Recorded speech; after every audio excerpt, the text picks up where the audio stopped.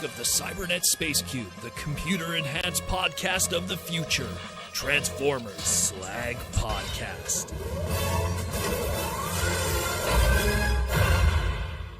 What's up, everybody? How we all doing this Saturday night? I am back after 1 week of a little bit of an absentee. Had a convention that I went to, the Mississauga Video Game Show in Toronto. So kind of had to do that for a bit. And unfortunately, there was no live stream. Aaron apparently didn't do a live stream either last Saturday. So sorry about that. But we are back now and got quite a few things to talk about. We've got some cool stuff that we picked up. Took a nice trip, 6-hour trip to the GTA. Hit up all the stores. The wife bought Labubu stuff, which is... Anyways... How we all doing? Who do we got in the chat today? Got Joshua, what's up? We got David Cabal, how you doing, man? JR Mina from the Philippines. Young, how you doing? Trevor, how you doing? I just saw you on LinkedIn a few moments ago. Patrick Brown, what's up? Prince Pounds 59, one of my patrons. James, what's up? Will Murphy, Clyde. Who else do we got? Andrew Long picking up the Mega Man X book. Nice to see that. We'll talk about that in a moment because that's what I was doing last weekend. Fawnheart, how you doing? I sent you some messages before. Transformatics, how you doing too? My patron. Who else do we got? Was it Bigum? What's up? YLAG Y. God, we got a lot of people today. How you doing? Mateus, haven't seen you in a while. Brainstorm 2002. Mateus, haven't seen you in a bit, man. Haven't seen you in the chat in a bit. And Brainstorm 2002. Already with the super chat in the opening. Brainstorm 2002. Are you excited for the Mega Man crossover on the new Sonic Racing? Well, I will say this. The one good thing about the Sonic Racing thing is I've seen a lot of reviews between... the Mario Kart for Switch 2 and the Sonic Racing one, and a lot more people have been saying that the Sonic Racing one is the better game of the two. I have played neither. I don't have a Switch 2 for the time being, so I do not know. I cannot give my opinion. I've been a lifelong Mario Kart player for years, and my knowledge of Sonic Racing really goes back to Sonic R for the Game Gear, so that's how far back my Sonic Racing knowledge goes. But yeah, so it's something where that is very cool though. I hope that they use the designs from the Battle and Chase Mega Man games from back in the day. I have all the action figures of those from Japan, so it'd be really cool to see Proto Man and Quick Man and Shadow Man and even Yellow Devil and all those weird designs. I mean, who knows? Who knows? Who knows? Is my microphone acting weird? Really? Is my microphone acting bizarre? Who knows what's going on with the mic? You never know sometimes. Is it okay, guys? How does it sound? It's everybody. Really? Interesting. Interesting. I know that every time I don't do a live stream for a bit, all of a sudden all my audio settings go crazy. And Mr. Tankies, oh my goodness. I'm just going to let that go while while I figure out what's going on with the audio. Static, eh? Interesting. That's terrible. We'll let Mr. Tankies gift someone a whole bunch of YouTube members. Thank you, Mr. Tankies, again. While I mess with the audio settings and figure out what the heck is going on. This happens every time. Let's see. Mess with that. Megatron must be stopped, no matter the cost. Desktop audio, auxiliary audio. Should be all good. Very bizarre. Test 1, 2. Should be fine. Let me know if that fixed it a little bit. Yeah, take my time while all of this is happening. Whole bunch of people just got gifted subs today. So, Mr. Tanky's always showing up in the clutch. I can unplug it. If you unplug it and put it back, it messes up everything. That's the one negative with Streamlabs when you use it. If you unplug anything, it doesn't recognize it when you put it back in. You have to close the whole app and then open it again. Megatron must be stopped, no matter the cost. Still choppy. Very weird. Very, very weird. I don't know what it is, guys. I don't know what to tell you. The only thing I could do is change it to the microphone. Let me change to the microphone of the camera temporarily. You'll just have to deal with being not HD quality today. Webcam. And how does that sound? Does that sound better? Does that sound better to you guys? It's not the best quality, but at least it's something different. Megatron must be stopped, no matter the cost. How's it now?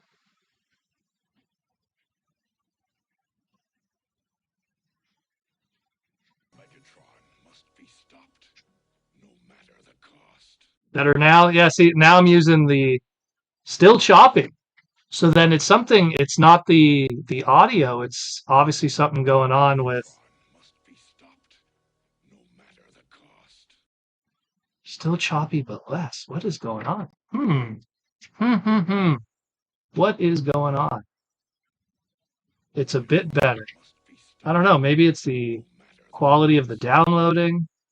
Nothing should be good. You know, everything should be fine. That's very bizarre. Need to talk more to tell. Well, all I could say is we got a lot of news we got to cover today because I got a lot of stuff to talk about because we had quite the trip. I hope I don't have a storm. I don't think there was anything going on outside. Well, we'll try today, even if the audio quality is a little bad. And then I'll try to figure out what's going on. That is very bizarre. Such a shame. Such a shame. Let me try one more thing before we.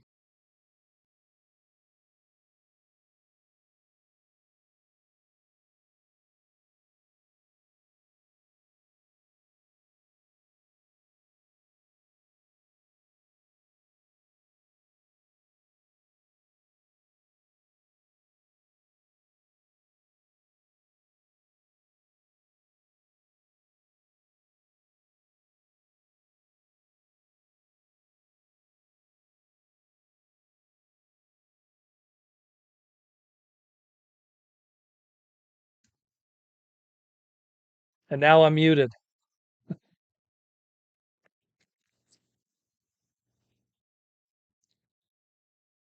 All right. Now we got to fix that. Fix the muted part. Wow. Should be good now. And we're back. Very weird. Magic. You know what's amazing? I don't change any of the settings and everything goes weird. It's so bizarre. Very weird. Very weird.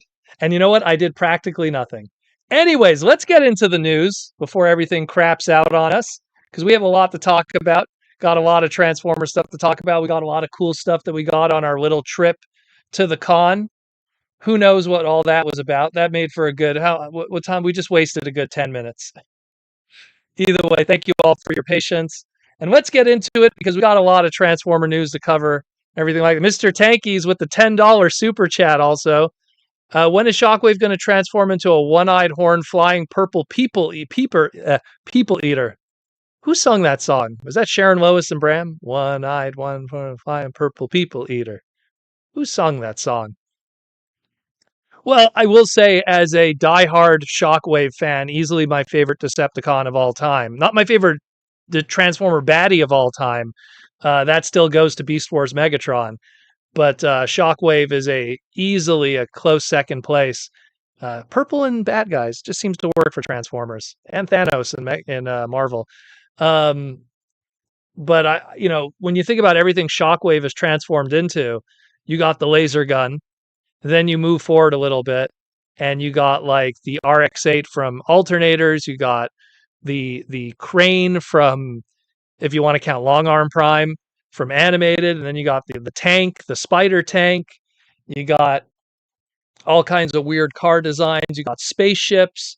You got all kinds of like, a satellite, if you want to count Shock Blast, aka Laser Wave from Energon, which also was like a communication tank. You got so many different designs with him.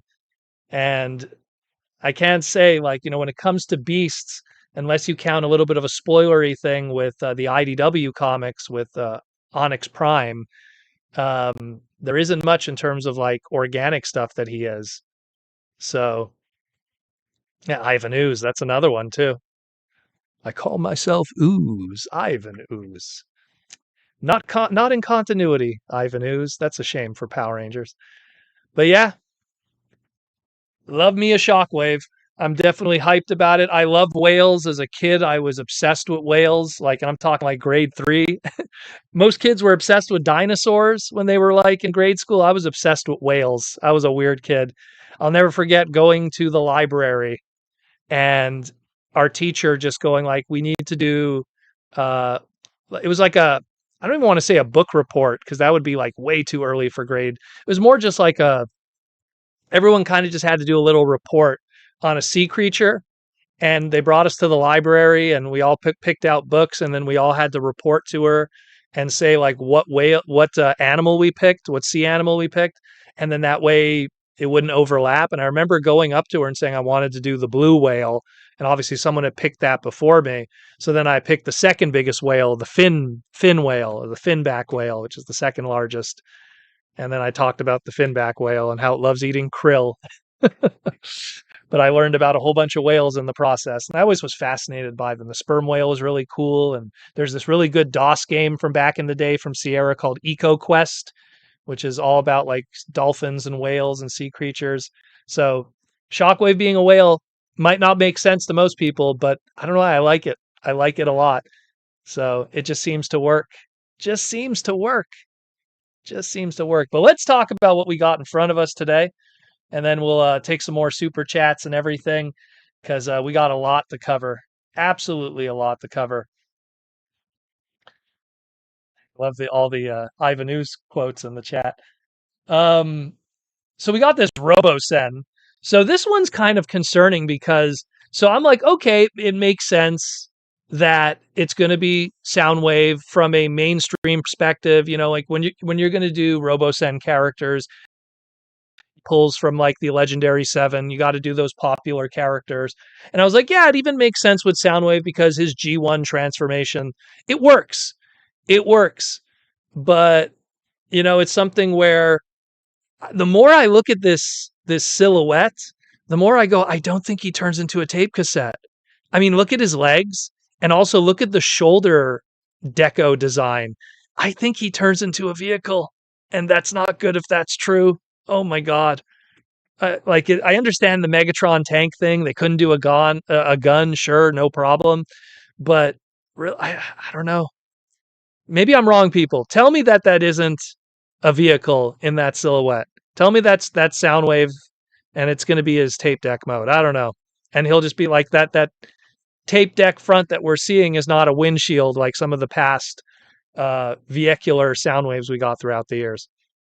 Mateus, you remember the EcoQuest games? That's awesome. I thought I was the only one. That's a very niche group of Sierra games back in the day on DOS. Loved it. Adam and Delphinus, the dolphin, and Cetus the whale. Airy Nuts with the $2 super chat. Any chance of an Autobot Ahab design? Who would have? We have to think. Who would have a ship that has some kind of like harpoon? We got to think of something like that. Because if it was like Lockdown, because like Lockdown would almost make more sense as like a Captain Ahab. Like he's just, he's got the harpoon hand. Unless we go with Impactor, I guess that's another one. But Impactor is also purple and kind of those same tan colors. Wouldn't be that exciting to have them against each other as a contrast, Yeah, see, I agree with you, ZM. It looks like Cyberverse Soundwave. Like it's just I don't know. I do not know. I hope I'm wrong. I hope that it actually is a tape cassette, but I'm seeing vehicle kind of vibes here. And I mean, it's not like I'm going to buy this thing anyways. Like I have yet to buy a single RoboSend item. I think that that kind of money, whether you're rich or poor, could be better spent elsewhere in our hobby. Like it doesn't even matter. Even if you have the money to burn, like if you told me like RoboSend or Grand Maximus or Grandis, RoboSen or a complete Dino King, RoboSen or Victory and Victory Leo and Star Saber, RoboSen or like, there's so many like RoboSen or Minerva. Like I would any day of the week, I'd take those things. RoboSen and any lucky draw. Give me like a chromey lucky draw, RC from Transformers Prime or something like that, limited, like one of like, what was it, 400 made? Like, I don't know. RoboSend just doesn't speak to me. And I got to mess with them many times in person, both at TFCon and at San Diego when they would do the breakfast events, the private breakfast events for influencers. And they would bring the RoboSend items. And look, they're cool, but they're also cool in the sense that, hey, I appreciate the engineering and the hustle and everything. But you mess with it for 5 seconds and you realize you can't pose it. Like if you try to pose it, you're actually damaging the gears and stuff if you force to pose it. So you got to kind of like mess with it. Yeah, I hope the Mr. Spinister, I hope there's no RoboSend hot rod. I really hope there isn't, because that's the only time you'll see me maybe consider a RoboSend. And even then, there's a lot of high ticket hot rod items that I still don't own because they're like $1,000 statues. And I ain't spending $1,000 on a statue. RoboSend hot rod I might consider, but like some of those expensive statues and 3A items of hot rod, like, come on, man. Like, as someone who has worked with the toy industry many times, and just how much time and energy and money goes into some things, statues are the ones where I just go, like, I look at everything Sideshow Collectibles does, and whenever they do their statues, I go, man, I don't know how you could ask $1,000 for one molded piece of or one molded piece of any kind of ABS or something, and some of their statues that they make. Like, I just don't. I don't know. I don't know. It's targeting a very specific audience that isn't us. Let's put it that way. And when I mean us, I'm not even talking about this side of the globe. Let's put it that way. I think a lot of RoboSend's audience is very loose with their money, Asian country kind of stuff, for lack of better words. That's all I'm gonna say. Ashna, you all in for hot rod version? Well, I mean that's the problem. Is if it's hot rod, I mean, if it's hot rod, but it's $1,000, I don't know. I mean, I'm not even buying a hot rod NFT Funko Pop, and that thing's like $120. $1,000 for a RoboSend. Ugh, I don't know. It's something where it's like I wouldn't be able to wrap my head around it. Like it's like if I would buy it and then I go like, yeah, I'm buying, $1,000 RoboSend hot rod, but there's all these comic books that are worth $1,000 that are grails that I don't have. So it's a tough one. It's a really tough one. It's made for influencers that don't give a crap about Transformers. That's the best part. Like, they'll give like the Megatron to somebody and they'll be like, wow, it's so cool that he's a tank. Like, he was always a tank in G1. I had this exact toy when I was a kid. Like, it's made for that. It's made for the fakers, for lack of better words. It's not made for us. It really isn't. It's made for a very specific audience of people. And unfortunately, if it does fall into the hands of people that we might respect their opinions, sometimes they unfortunately have to butter that opinion. That way they'll get more of them. Timmy K, what's for dinner, Proto? We're getting Korean barbecue. Well, my wife would be jealous of you with the Korean barbecue. Um, we just had steak today, but I'll show you what I just finished here. A moment. I got this Vietnamese dried squid. I just finished the whole package. It's empty now. Um, got a bunch of these when I went to Toronto because when we go to Toronto, she has to go to all the Asian supermarkets there because it's a lot bigger over there than it is here in Montreal. So yeah, we ended up with that. But we had steaks today, just cheapy steaks that were on sale. That's what we always do. We always go to like the supermarket the same day. We look for the steaks that are going to be going bad, and we have those. That we have some good, clean red meat once in a while. It's good to get your protein in. But yeah, yeah. Either way, I don't know. I'm not feeling it. I'm not feeling it again, and I won't feel it even more if it turns into a vehicle. I think that if it turns into a vehicle, it kind of misses the point. No one wanted, and no offense to Cyberverse, I love the TV series, but no one wanted a vehicle Soundwave ever. So it's something where if you're doing these $1,000 items and it doesn't even invoke the nostalgia of a G1 Soundwave with its cassettes, I don't know. And I don't know. I don't know. But you know what? This is made directly through a market that they show up and they pay, every single time. There's plenty of people that own the Grimlock and the Megatron and the Bumblebee. They just don't live on this side of the planet. Let's put it that way. Let's put it that way.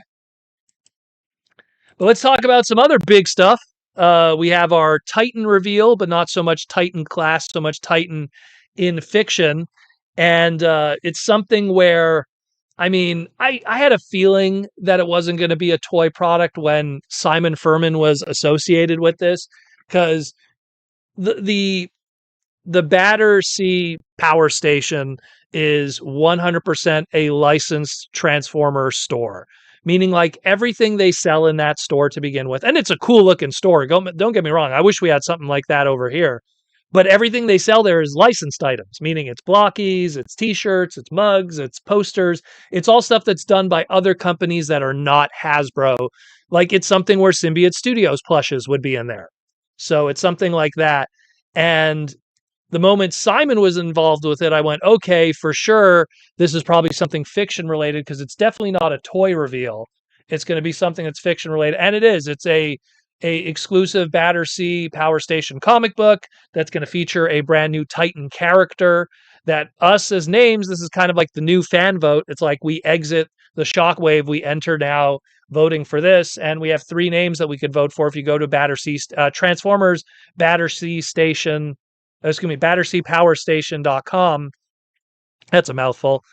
You could vote for one of these 3 here, the Turbine Maximus, Metro Boss, or Autobot Powerplex. And it's interesting, if it has Autobot Powerplex, that means Powerplex is somewhere being trademarked elsewhere in a different trademark category. But you could pick one of these 3, and then the one that's going to win is going to be the name of this character featured in a very G1 inspired comic book that'll be done through there. And I don't know how it'll be available to us in the West. Maybe it'll be an exclusive comic book just to them. Maybe it will be available through your local comic book retailer. I do not know all the information on that. We'll learn more about it. I know Simon did a little bit of a interview where he kind of fleshed out some stuff, but we don't know everything yet. So we will see. We will see. I have one that I think works better than the others, more from a I guess we'll call it the logic of the synergy of Transformer branding. But I'll keep that to myself. That way it doesn't influence votes, and I'll let people decide for themselves of what they like. I think it's a cool design. It's something that if they ever do it, you could totally see a Metroplex coming from this afterwards if they do decide to make a figure. Let's say we get a Metroplex down the line, and then they want to do a Metroplex from this. The only argument that I would put towards that is it's very niche. This is clearly made for a very niche market. It's a non-pre-existing characters. If something like the Ark was going on sale, if something like Triptychon was going on sale, something like this would instantly go on sale because it's even less of a market.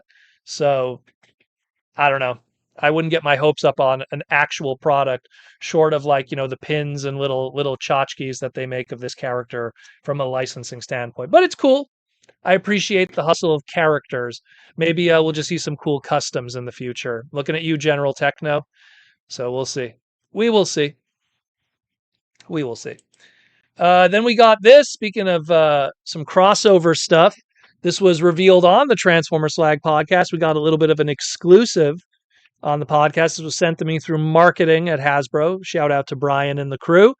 And Yeah, a little bit of collab stuff. We talked about it last year with the Beyblade X Transformers and their X system of Transformer exclusives. They did the Megatron and the Optimus. They did the Starscream and the Optimus Primal 2-pack. And now we got here, what's up, Link CW? We got here also a Shockwave and a Bumblebee. So, hey, man, it's a Shockwave Beyblade. That's all I need to know. And look at the die-cast tooling on the metal ring with his blaster and his chest piece. I mean, that's cool as hell. That's all I got to say. Like, I mean, I think this looks really awesome. So this is up for order right now. These are going to be Amazon exclusives, $24.99, and the two previous ones are still available also on Amazon. So if you want to get all 6 of them, they are on Amazon for purchase. And if if you don't know Beyblade, this is a good way to start because it also comes with the rip cords. It comes with the exclusive Transformer Tampoed launchers. So you have a nice little set here, and you can have some fun with some Beyblade action. And fun fact about Beyblade, a lot of people don't realize Beyblade goes back 400 years in Japanese history, going all the way back to the days of Beigoma, which is when they used to take a barrel in Japan and they would cover it with a sheepskin.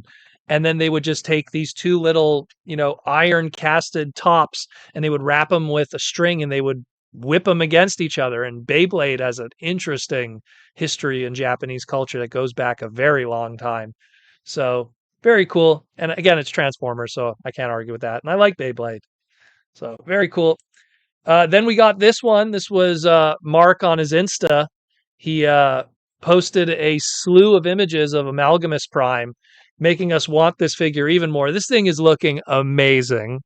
I stand by it that I truly feel that if we lived in an era where we would get a ton of repaints of every single mold, we don't see many repaints now. We see usually now one mold gets one repaint and that's it. But when we used to live in an era where every mold got at least 3 or 4 repaints to really justify the tooling, I could totally see the Gats Blocker Diaclone repaint from this. Like, just change the head sculpt, give them the Gats Blocker head sculpt, and you are good to go, man. You got some Diaclone action going on here, and it looks great, man. This thing looks so cool. The amount of combinations and toyetic fun that's going on here, channeling a little bit of that Ken Christensen design with a little mixture of what was going on with the Age of the Prime statue design, a little bit of the Transformers 1 design too. Not too much, just some of it is rumbling in there, but I just love what I see here. It just looks amazing. And it's like you got like vehicle mode, base mode, like you got like a flight mode, you got like this multiple hand mode, like there's just a million things going on here that it's just so cool. In a lot of ways, if it wasn't such a parts former, you could even argue that this might even beat Gigatron or Devil Gigatron, specifically Galvatron from RID, as the most transformations in a single figure. But this, because a lot of it is up to interpretation, of course, you know.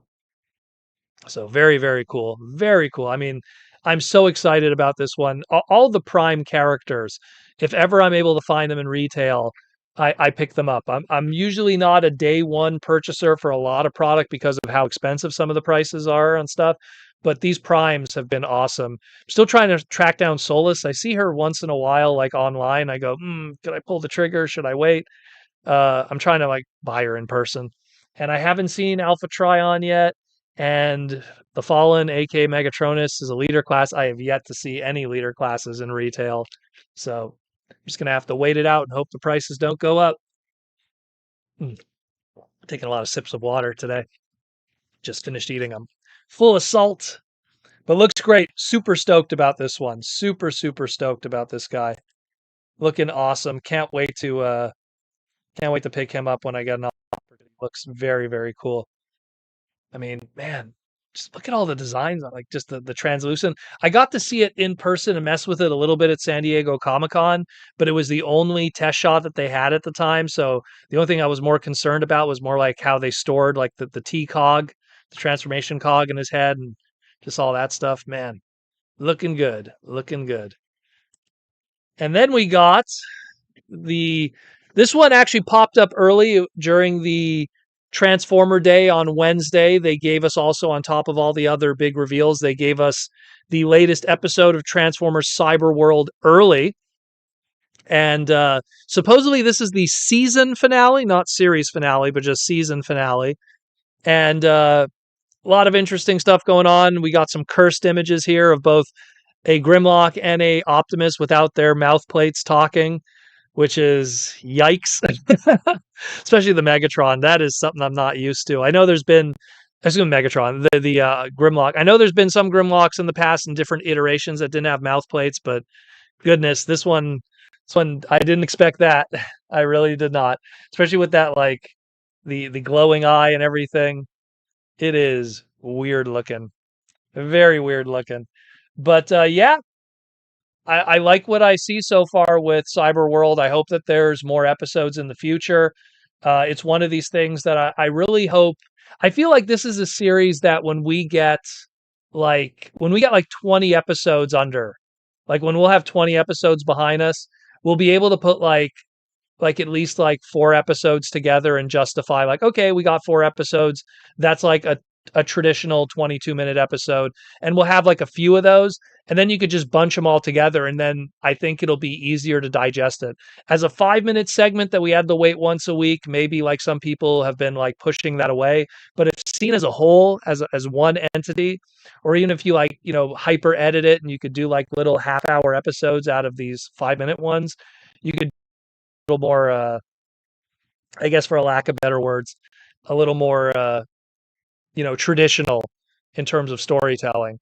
But I like the series. It's fun, just like Wild King is fun, and the toys are fun. And that's a little bit of a spoiler. When I went to Toronto, they were very available in Toronto, so I picked up a bunch of Cyber World stuff. That'll be a little spoiler of what I got this week. But yeah, I like it. It's good. I hope we see more in the future. Uh, and I guess for this time being, episode 9 is the last episode, unless I read otherwise, but that's what I was seeing online for the time being. This is just the end of season 1. There will be a season 2. So we will see. We will see. This bad boy right here. That's why I'm wearing this shirt today from Symbiote Studios. Let's talk about Studio Series 86 Leader Class Soundwave. Man, oh man. Long overdue. I felt like I've been talking about this guy for probably, I want to say 3 years now. Ever since Evan and Mark joined the main design team. John Warden, he departed at the beginning of Kingdom. Evan and Mark came in and became the head lead designers of the Transformer brand. And I felt like the one thing I was constantly hearing from the two of them is one day we want to revisit Soundwave, because when they did their blaster in Kingdom, it clearly was cut from a different cloth. The blaster was way bigger, had a different design philosophy. It just didn't fit in visually with the Soundwave. That was an extensive retool from a Siege mold, where in a lot of ways that previous Netflix Soundwave, which was pretty good, I like it, it's an okay figure, but at the same time, that was a Soundwave that was kind of an afterthought in terms of turning into a cassette. And that's why, like, when you look at some of the kibble on the back and some of the other little areas, where this is intended from day one to be your ultimate retail Soundwave. And by putting it in the leader class price point, I mean, I said this in my individual segment, they might have taken away some of the budget from the cassettes in terms of plastic and paint deco, but they took it away from them to make sure that the Voyager-esque scale Soundwave still has leader class budget, in that of articulated fingers and more deco budget and more articulation.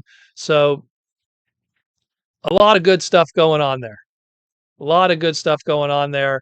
There is some some hiccups in terms of the marketing side of it, I guess we'll call it, or maybe the copy side of it. The person who took the photo of the tape deck mode clearly lost a piece in the front that's missing there, which it's not supposed to be like that because you can see on the leg of the robot mode the piece is there. So I don't know what happened with that. The back of the box, I didn't feature it here in this image because it's kind of embarrassing, but the back of the box, the image of Soundwave from the movie that's featured on the back of the box was actually a photography shot of YouTube, and you could see the YouTube timeline, the play timeline on the back of the box. It's not the first time that the copywriter for the Studio Series 86 line has been dropping the ball. I don't know if I'm throwing shade at these people because these individuals are not doing a good job. I don't know what's going on. I mean, the first time that happened was with they did Studio Series 86 Jazz, the reissue, and the person who was writing the copy just copy and pasted Movie Jazz, 2007 Movie Jazz as his bio. So that didn't make much sense. But either way, I think it's great. I think it's very cool. I like what they've done here. I want to see some side by sides with Blaster to really like cement home what was Mark and Evan's goal for the past 3 years and really like show how it's done. And we'll see. I mean, I think the cassettes are the weakest part of it. I think the cassettes that we got before are a little superior. Maybe not the Ravage. Maybe the best cassette for Ravage, probably the one that came with Hound all those years ago in the Universe 2.0 line. Gosh, what year was that? 2009, 2010. Like I think those are better. But I mean, at the end of the day, mix and match, make your best display. And I wish you all the best with the best of the sound waves. But long overdue, long overdue. And again, leader class price point. And we'll definitely learn more about this guy. A lot of photos are starting to surface. Nate from marketing has been taking some quick little videos and showing little things here and there. So, the pop-up chest and the battery storage that traditionally Soundwave has done. Let me think now. Original G1. I think the titanium did it. What else did that? I'm trying to remember a few others. They did the battery storage outside of those two. I know those two did. What's up, Aaron? So yeah, very cool. Very, very cool. I dig them. I dig them. And good update. I mean, the thing with me is I'm kind of like, I'm a masterpiece collector. So it's one of those things that I look at it and I go, how much better or worse or close is this to the Masterpiece release? Because Masterpiece Soundwave, specifically the Japanese release, which had the correct eye color and everything, fantastic figure. One of those 10 out of 10 Masterpiece figures easily, along with the Lamborghini guys, the Shockwave. What was another 10 out of 10? The Star Saber was fantastic. I'm just turning my head here. Wheeljack was really good. Starscream's the 3.0 is the best version. All the others need some work. But I mean, it's in that ballpark of what the Masterpiece did. So I'm down for that. I'm down for that. Now let's talk about this guy. Let's talk about Shockwave for a moment. These are the what would have beens by Evan. We might have gotten a shark Shockwave that looks like something out of Zoids, like the War Shark. We got what would have been a manta ray Shockwave, or maybe a squid Shockwave, which is ironic because that's literally what I just ate today was dried squid. But none of those came to fruition. They didn't feel it. Not to mention we've gotten shark transformers. We've gotten manta ray transformers. We've gotten squid transformers. But we've never gotten a humpback whale transformer, let alone a actual whale transformer. I know some people are arguing me saying that orcas are actually dolphins. Okay. I mean, they have whale in their name when they're called killer whale. I'm just going to call it as it is.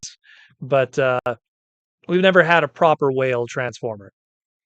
So a humpback whale, I love it. I think it looks great. On the left here is the early sketches by Evan. On the right is the much more cleaned up revision 2 that Evan did. It looks fantastic. I kind of hope they have a light up feature in the mouth there for the glowing front of his gun barrel mode that's in his mouth. If history has shown us anything with some of the past, I guess we'll call them collector high-end items like the Agent Knight and some of the others, they could probably fit that in. Like Agent Knight had the light up and sound feature. and it was pretty affordable at, like, let's say that Voyager-esque kind of price point. So if they could do something in that same vein, and, I mean, I don't think they should make it any more expensive than that, because then you run the risk of it being too expensive and it just sitting on the shelves. So if you could find that happy medium, maybe get the LED light in there and just make a fun little whale product. Real talk, in all honesty, I don't know if this will sell well. Like, it is so out there as a product. It really is just something that's made. It literally is a fan product, a fan vote product. This is for the fans. Hey, look what we all put together and had fun doing, and that is that. But what would be the mainstream multi-demand for a purple humpback whale that transforms into a B tier Transformer character? And this is coming from me, who thinks Shockwave is awesome. Shockwave is my favorite Decepticon, but he lands in the B tier category of known characters to the mainstream when it comes to Decepticons. So we will see. We will see. I mean, I think it looks great. It's definitely something I want, for sure.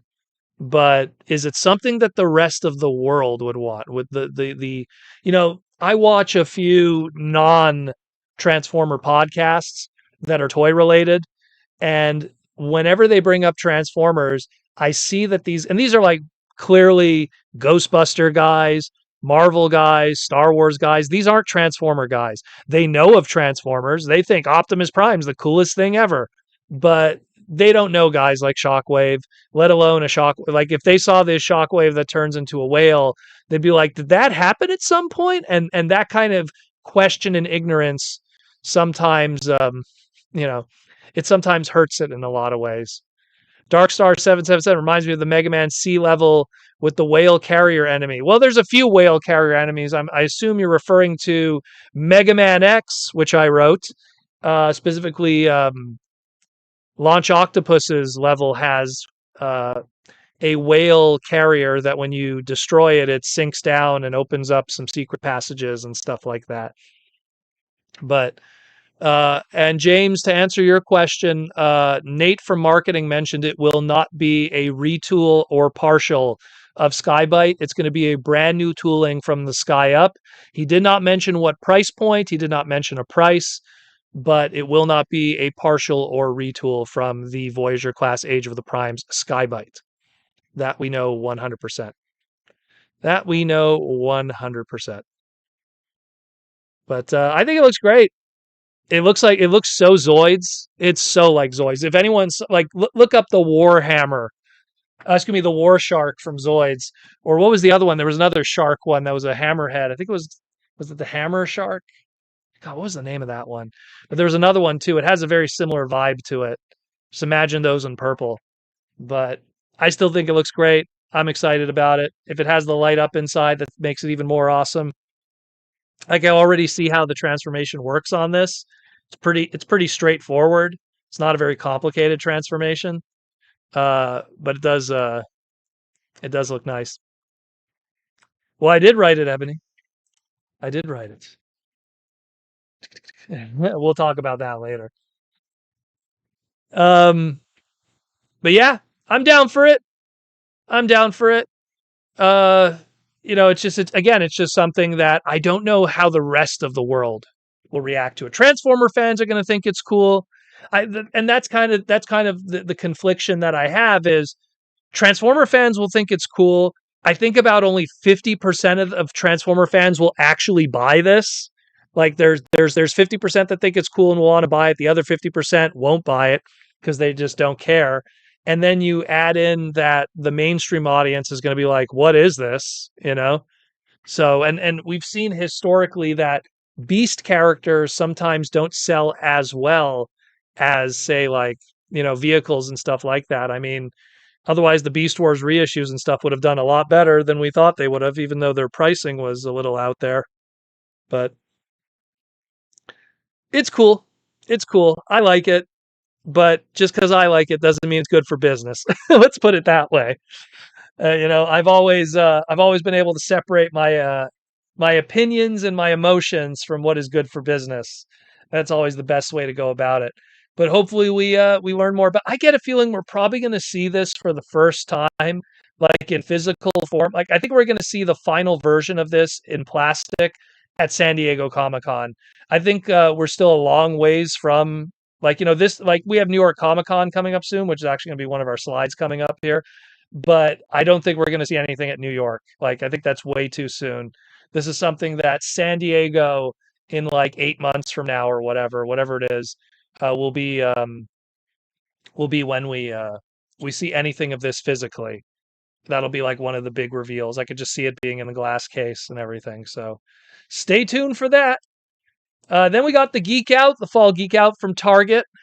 So we got a bunch of reissues from 2020. So Target kind of took advantage of the Big V era and how difficult some of these items were to get. Well, maybe not so much the Gigawatt, but definitely the other two. And gave people an opportunity to pick these up again. And, if you go check out my individual segment about these, we get into the finance of it and just, how much does a thrust go for today? Oh, my goodness. Like, I feel bad for people who were shopping on eBay just a couple of weeks ago because there was people on eBay that were buying thrust for $150 because they didn't know this was a thing. So maybe they could, I don't know. Maybe they could somehow unload it quickly, put it back on eBay and hope someone else buys it before they're wiser. But it is what it is. So you could pick up Thrust at MSRP. You could pick up Sunstreaker at MSRP. And I mean, am I the only one that didn't have a problem finding Gigawatt? I mean, I was seeing Sea of Gigawatt forever, and then Gigawatt went on clearance. But maybe it's just me. But I mean, I was always seeing tons of him. So I think that the only reason why they're putting out Gigawatt again is they just want to kind of, I guess, for lack of better words, just put out something cool again.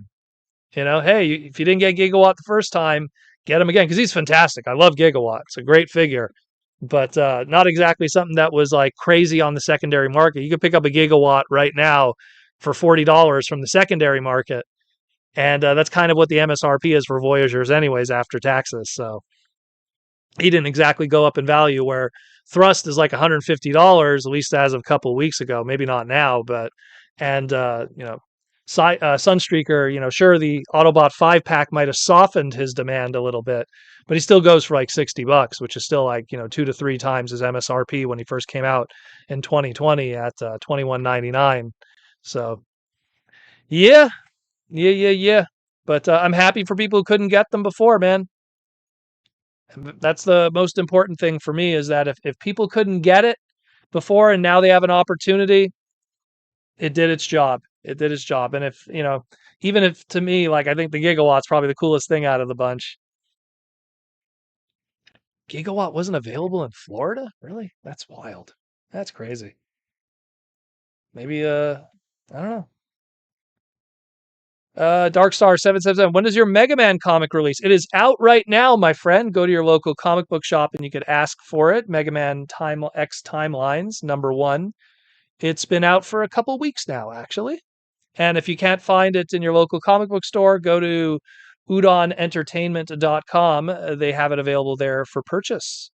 And I will try to bring a bunch of them to TFCon. I'll just see how I could figure that out because comic books are heavy. So I'm not going to bring a lot of them. I'll just bring a little smather. Little smather. Aaron Archer, what do you got here? Is there a Back to the Future anniversary? That property always has fans behind the TF Toy fan. Oh, is it the 40th anniversary of Back to the Future? Is it? Is 2025 the 40th anniversary? When did Back to the Future come out? And in my mind, Back to the Future was 84, no? Was it 84 or 83? I don't know. I never saw those movies in theater. I saw them all on VHS back in the day. So I don't have a vivid memory of what year they came out. Maybe I'm wrong with that. Someone in the chat will correct me. Mark Morales at the $5 super chat. Those other Shockwave alt modes got me thinking. Since the Ray mode didn't make it cut, maybe they might consider doing a new depth charge. Who knows? Well, I think depth charge is probably going to happen sooner or later. Some of those more iconic IPs and trademarks are due to happen. Depth charge being one of them. Rampage being another one. I mean, the Squid, I don't think we'll see Clawjaw anytime soon unless they really want to go out of their way. But again, Beast characters, they're I don't know, historically, if they're not dinosaurs, they just don't sell as well. So it's something where I don't know how many Beast Wars characters they're going to want to do again. I'd really like to see, like, if let's say they did, I don't know, let's say they did a Age of the Primes. Trying to think of like a really out there one, but like right now, let's get the numbers on Skybite, Age of the Prime Skybite Voyager class. How is he doing? How is he doing? He's sharing a case assortment with who? Like Solus Prime, right? Like how is he doing in terms of sales? Is he the one that's shelf warming or not? I don't have those numbers. Maybe someone could speak of it. So I'm curious how well beasts do, let alone, and Skybite's one of the more well-known characters from Transformer fans, where a depth charge you could get away with, but some of the more weirder Beast Wars characters, like if they did Clawjaw out of nowhere, I don't know how well that would do as a deluxe class, especially at the new deluxe MSRP. Oh, there you go. Back to the Future was released July 3rd, 1985. Okay, so it's a 40th anniversary, I guess. So it all works out. Because when I look at this image here, I see 3 products that came out in 2020. Like that's the commonality that I see here. These were 3 items that came out right in the middle of the big V in 2020.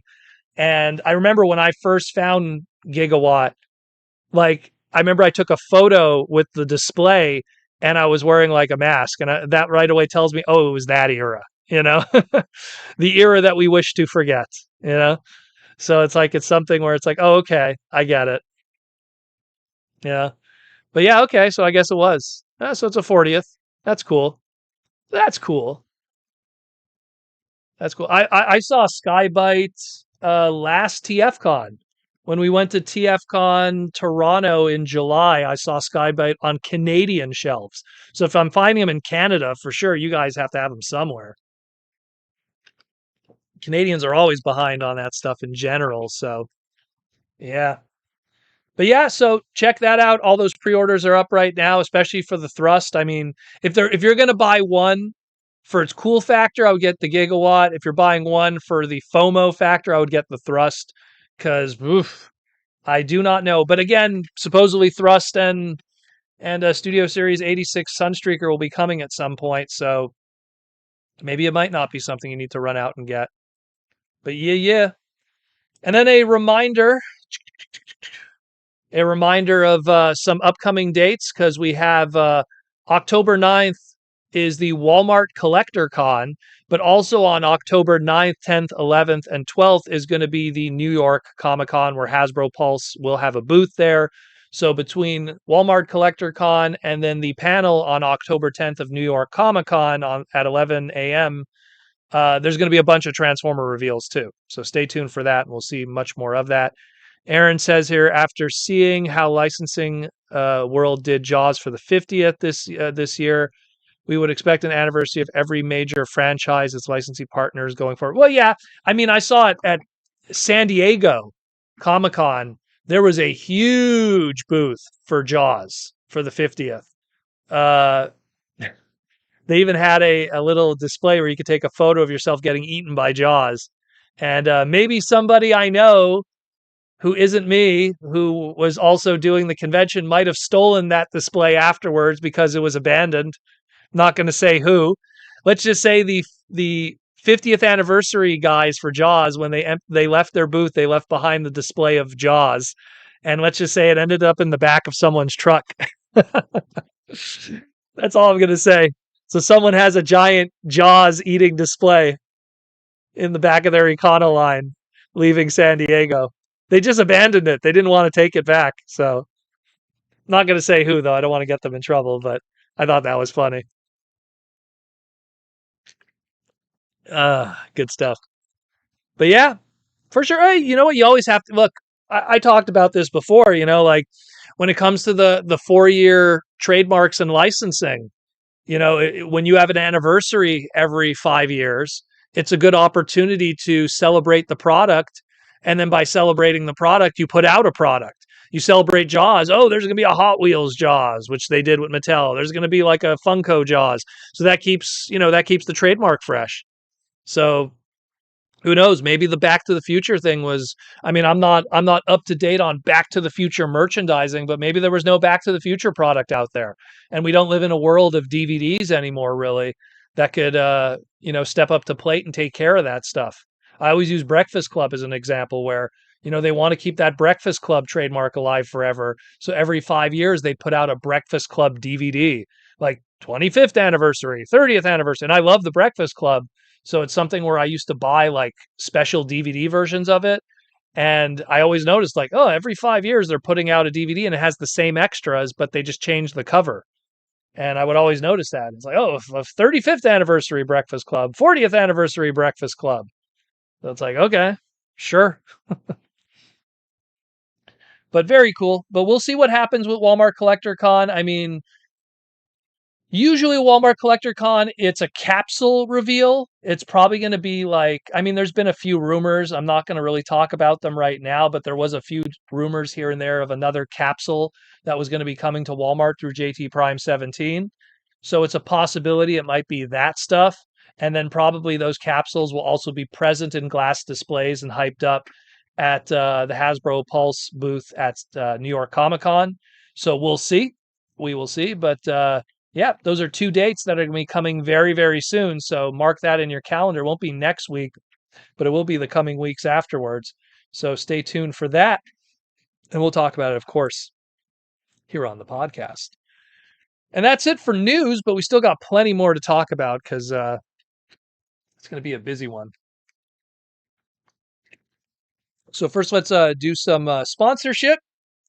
Very important to cover the sponsors. Oops, point the wrong way. And then we'll talk about what we got in Toronto at the video game show and all the cool stuff there too, because I got a lot of cool stuff.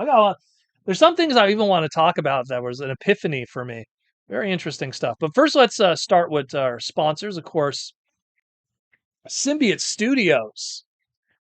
So we got an announcement. The Autobot Decepticon pillows are going to be going on sale as of this live stream. I don't know how long the sale is going to last, but it's going to go on sale starting today. So if you wanted to bulk up and get a whole bunch of pillows for your couches, now is the time. Nice little deals where you could pick up a bunch of them on the cheap. So check that out, as well as all the other Symbiote Studio plushes. There's way more to come. We're going to have some big announcements and reveals and everything like that. By the time we get to Chicago, we'll probably have Laserbeak available on the store. And then, of course, those guys, which will also be available at some point. But I know not Laserbeak, the Swoop will probably be available for LA TFCon, which will be next year in March. So stay tuned for that. Everything is still in production right now, even the large scale plushes and everything. A lot of stuff has been selling out on the website. We apologize that, yeah, a whole bunch of stuff is selling out. This is official high quality Transformer plush on the highest level. This isn't handmade. This isn't some low quality stuff. This is big, beautiful plush, licensed by Hasbro, ongoing initiative, huge collection. Great stuff. I mean, San Diego Snarl was gone. The G2 one, like everyone was selling out. It was crazy how well it was doing. Thousands of dollars made. Thousands of dollars made. I was surprised how much was selling. But yeah, great stuff. So definitely TFCon LA by March. Swoop will be available. So if you want to complete your Dinobots, stay tuned for that for sure. And pick up the others for now on symbiotestudios.com. In the meantime, all the others are available. Get yourself a Slag, yo. Get yourself a Slag. That's how it goes. And of course, all the ponies. Man, there's a lot of ponies. I'm probably leaving out some ponies here. There's so many ponies. You pony people are crazy. So many ponies. And all the others, video game stuff. They revealed some new video game stuff today, actually. Some pins and plushes and everything. So check that out. Check it all out, yo. And that's for Symbiote Studios. What do we got here? Retro Wheelie. Outback, I love. Outback, I love Outback. He's one of my favorite mini bots. He's such an obscure mini bot. He was one of the first mini bots I ever got too, so maybe that's kind of my my love for him.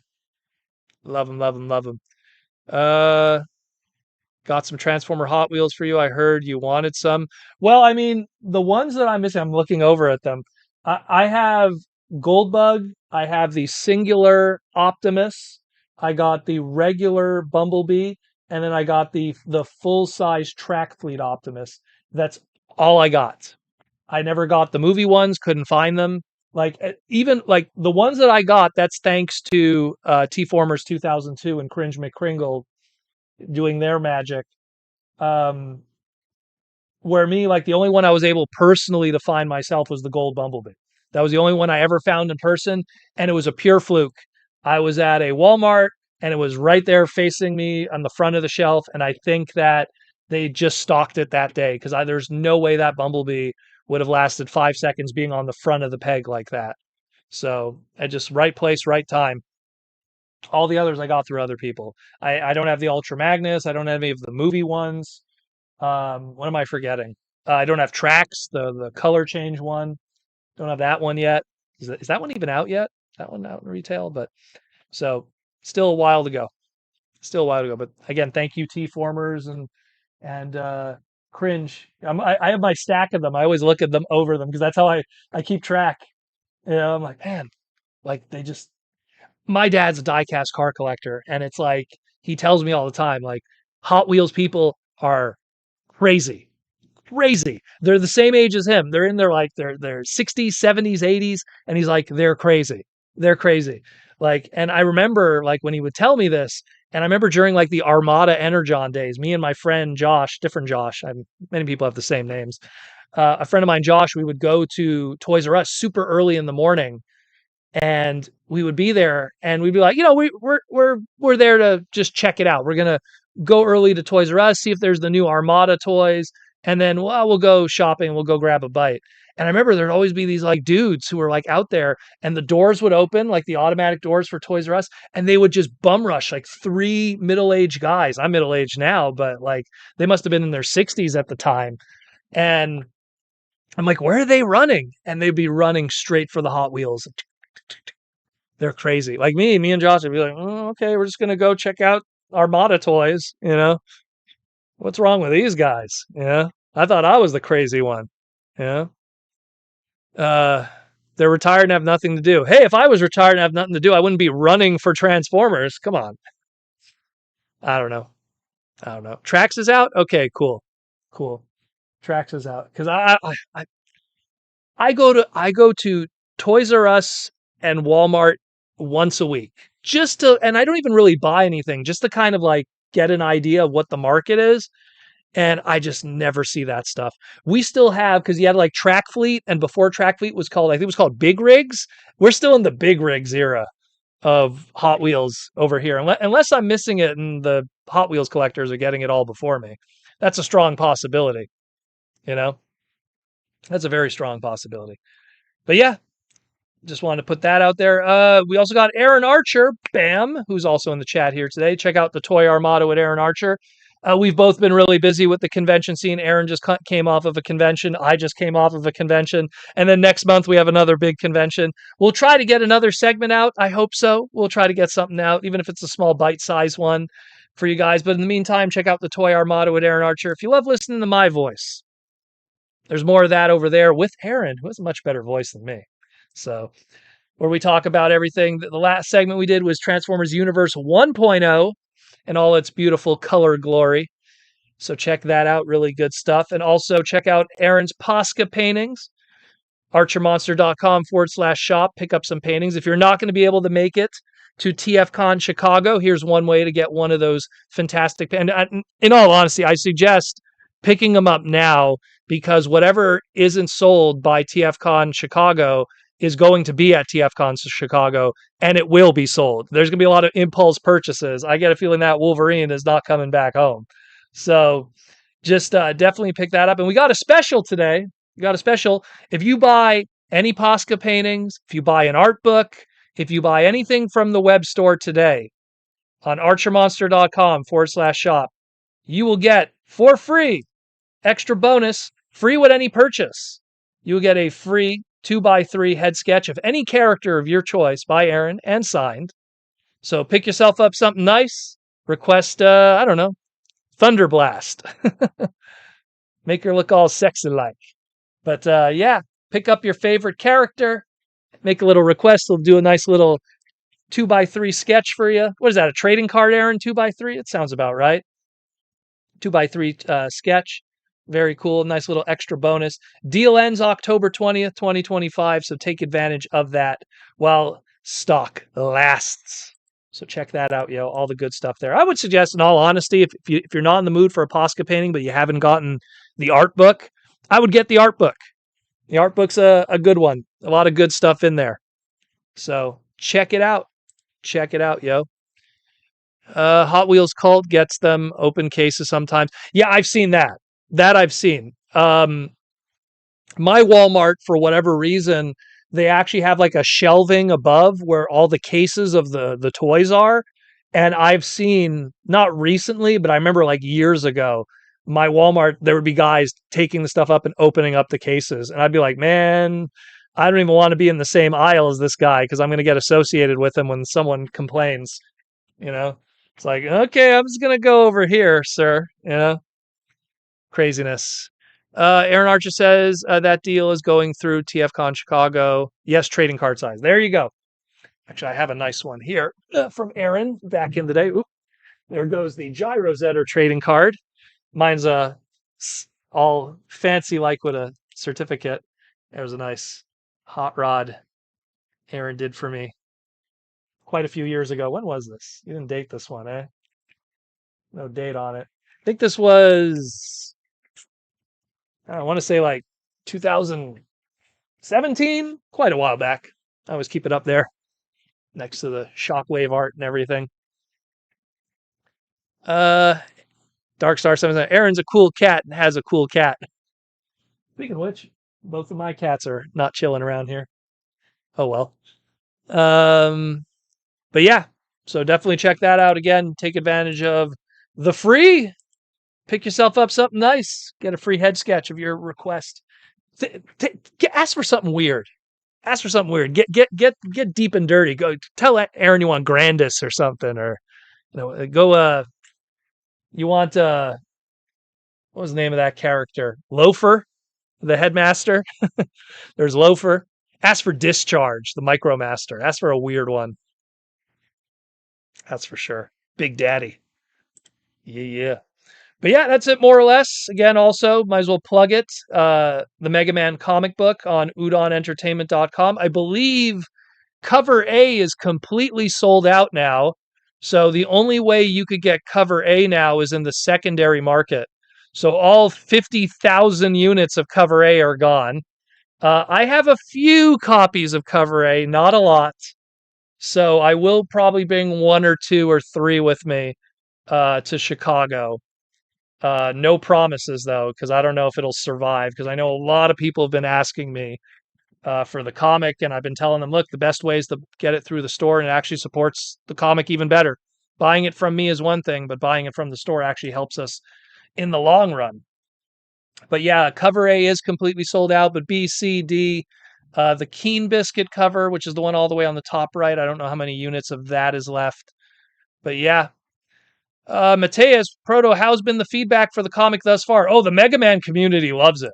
Oh, they love it. There's a YouTube video. So the largest Mega Man YouTube channel, which is called Shadow Rock ZX, they got together and reviewed the comic, and they were just like glazing it. They loved it. So I like to believe I did them proud. But again, I was brought, and I don't want to like brag, but I was brought on to this because they knew I would be able to do it proper. Like if there was one individual, I mean, it's my namesake, guys, like if there's one individual who would know how to tackle that, it would be me, so they loved it. It's already going to be an ongoing series. I'm locked in for a good 2 years minimum. So there's going to be a lot more to come. So this is the opening taste, the chill penguin battle, so to speak, for people who know. So pick it up if you can. I'm going to try to bring a few copies to Chicago. Can't promise how many I'm going to bring because comic books are heavy. I mean, I can only imagine the headache that Aaron has to go through bringing the art books, and those are, I think, half the size of these. So needless to say, I'll bring a few, and that'll be that. Because not much left, unfortunately. When I did the Otaku-thon, 300 gone like that. And that was all the inventory we had. We were sold out by the Sunday morning, and it was just like, oh, empty table. Was not fun. But yeah, so we'll try to have something for Chicago for sure. For sure, for sure. So if you somehow couldn't get it for whatever reason, we'll try to get something. Proto Man Transformer Comics when? Well, I'm working on it. Don't worry. That's something that's been in talks for a while. Let's put it that way, to feature him. But we will see. We will see. Everything is a an ongoing creative journey, as I like to call it. So we will see. But check those out. Forget me. Go pick up something from Aaron. Go get that free sketch, guys. ArcherMonster.com/shop. Don't worry about me. I'm doing just fine. Pick up something from Aaron. Get something from a real creative person, not this idiot. And you'll get to, again, request him to do a Mega Man character if you want. Ask him to do, I don't know, Shadow Man, Roll, Quint, Bass, X, anybody. He'll draw you something cool. Maybe we need to put Aaron on a cover. Get Aaron to do one of the covers for Mega Man. That'd be interesting. T-Formers 2000, going back to Whale Wave, just hope it doesn't become a rushed mess like the Thrilling 30 Windblade. Well, I think Aaron could speak for that Windblade because he's the one who worked on it with the crew. I think that the best Windblade we've gotten. I really liked that Titan's Return one that they did. That one was pretty good. But I also have the Legends one, which has like the more paint scheme on it. That was a really fun one. It came with the Target Master and stuff. That's one of the better ones, but there's a few good Windblade figures. The original is good too, but again, I lean more on the Japanese one because it had more paint. The American one obviously was limited by its price point. But yeah, so let's also, and a reminder too, for the Mega Man books, the Transformers the movie Mega Man cover is available also on udonentertainment.com. The pre-orders for that one is going to be closing in a few days. So if you're interested in that Mega Man cover, now keep in mind this Mega Man cover is a limited cover, one of 250 made, so it is a little more pricey. So if you are interested in that cover, it is on the website right now. Pre-orders will be closing soon, if not sold out already. I do not know. So just letting you know if you were interested in that cover also. By Josh Perez. Mr. Josh Perez himself. But yeah, just a reminder for that too. Let's get the box of stuff. So I bought a bunch of things. So first I'm going to show you the badge, because I thought this was the badge for the convention, which I thought was really cool, a Game Boy. So that was the Mississauga. Oh God, the glare is not helping, but the Mississauga video game show, which I was a guest at. Very, very cool. That was very cool doing that with them. Fun little convention. Got to meet a bunch of people. Got to sign a bunch of comics. Got to sell a bunch of comics. Very fun show. What was cool about it too was there, even though it was a video game show, there still was some action figure-y stuff going on, because obviously you'd have some dealers that had video games, but they also had some action figures. So bought up quite a few cool things. In terms of video game stuff, well, we'll do the non-video game stuff I got first. So a guy had a whole bunch of PVCs of Japanese stuff first. So I got myself a Captain Ginyu from Dragon Ball. He's one of my favorite baddies from Dragon Ball back in the day. Good old Captain Ginyu. Love him. And then I got from Kinnikuman Man, this is Robin Mask. It looks like it's upside down, but he's actually doing the Robin special. Crushing a dude there. Who is he crushing there? Is that Warsman? Oh no, that's not Warsman. Okay. Looks like Warsman. It's crushing the dude there. Looking really good. Doing the Robin special. So that's the non-video game stuff. And then the video game stuff, this is really cool. This is Animal Crossing. Anyone knows Animal Crossing? This is one of their little displays. What's cool about Animal Crossing, so I tried to collect these for years, but what's cool about them is you could customize the houses. So you could actually put customizable wallpaper and carpet and stuff. You could change the front and the back. You could put the different furniture. it sounds like a dollhouse, but if you've ever played Animal Crossing, you understand the whole customizing aspect of it and stuff. So very, very cool. That came with a bunch of furniture too and everything. So that's really cool.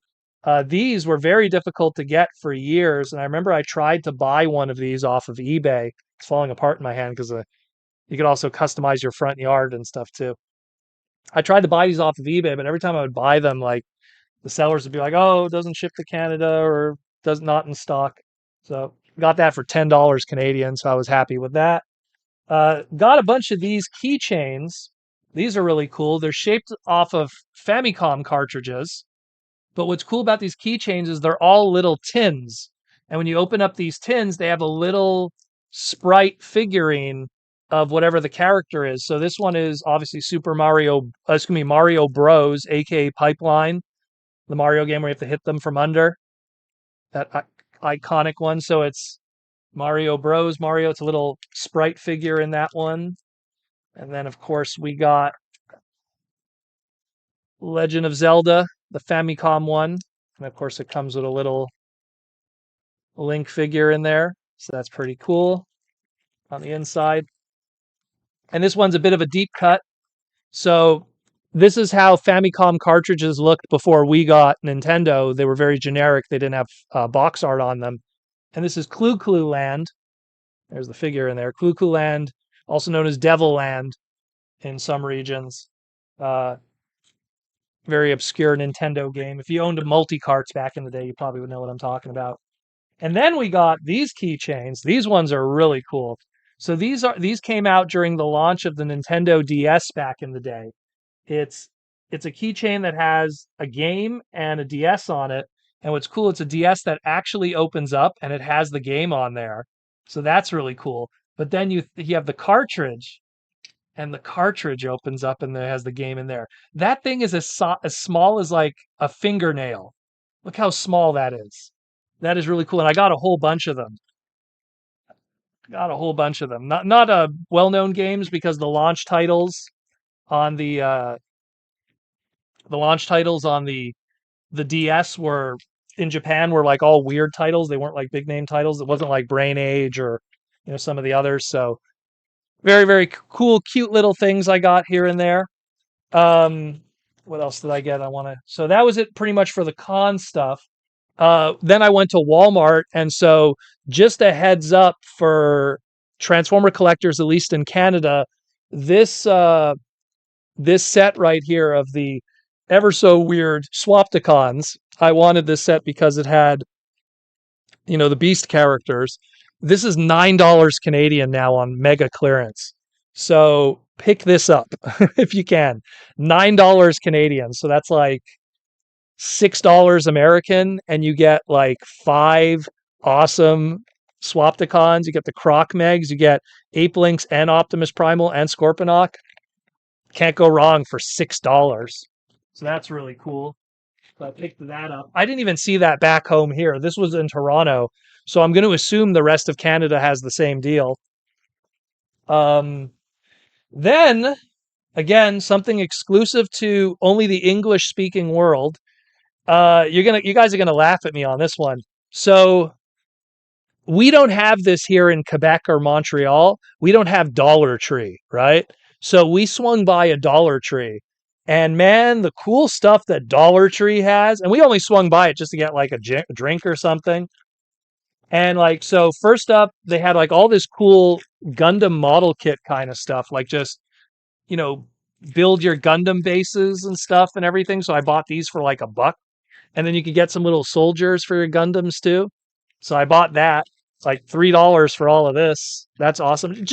I bought it pretty much for photography reasons, because my photography game on Instagram is garbage. It's always a white background. So if I could have a little Gundam base or something, little dudes running around, because you can scale with Transformers, that'd be pretty cool. Maybe combiners, but so I bought that. And then I bought these guys. I bought a bunch of these guys. These for $1 each. These were, I think, $1.25. Little Soundwave and Starscream. And again, I always say Legendary 7. In this case, just 5. But so there's Optimus, Bumblebee, Megatron. They only had Soundwaves and Starscreams. I picked up the Soundwave and Starscreams. So those were really cool. Dollar Tree, man. And here's the one I actually want to track down more of this. I always heard about this line and I always wanted to pick it up, but it was never available here in Quebec. And it's that of Final Faction. It's these dollar G.I. Joe figures. And I've always been intrigued by them just from the toy science of it. So I tried to pick up as many as I could. And I pretty much, this is all they had. They had this very Gundam looking robot dude, dollar. And then they had the two others here. So I only have the 5. They didn't have the comic book because there's also a comic book. They didn't have the vehicles. They didn't have the weapons packs. I want to track down as much of this stuff as I can. I'm honestly tempted to take a trip back to the English-speaking Canada just to hit up Dollar Tree for these guys because these are pretty cool. These are pretty cool. And I bought an extra of the robot guy and I opened him up, and this is amazing for $1. You know, Final Faction stuff is awesome. Aaron Archer knows what's up, dude. I have all the Final Faction stuff, Trent Troop, and I love this. As a toy guy, I was, because I've been always heard about these dudes. Everyone was talking about them for like 3 years. Since like 2022, they've been talking about these. And I never found them locally. Because we here in Montreal, we have Dollarama. Like that's our dollar store chain, you know? And I mean Dollarama's okay, but it's not too great. Where they never had this stuff. And the moment I walked into Dollar Tree and I saw all of these, I just took everything that everything that they had, one of each. So there's a comic book. I couldn't find the comic book. Someone told me that the comic book is discontinued and is a lot difficult to find now. But I mean, I'm trying to find the comic and anything that I'm missing. I only have the 5. So if anyone knows Dollar Tree, I mean, it's only $1.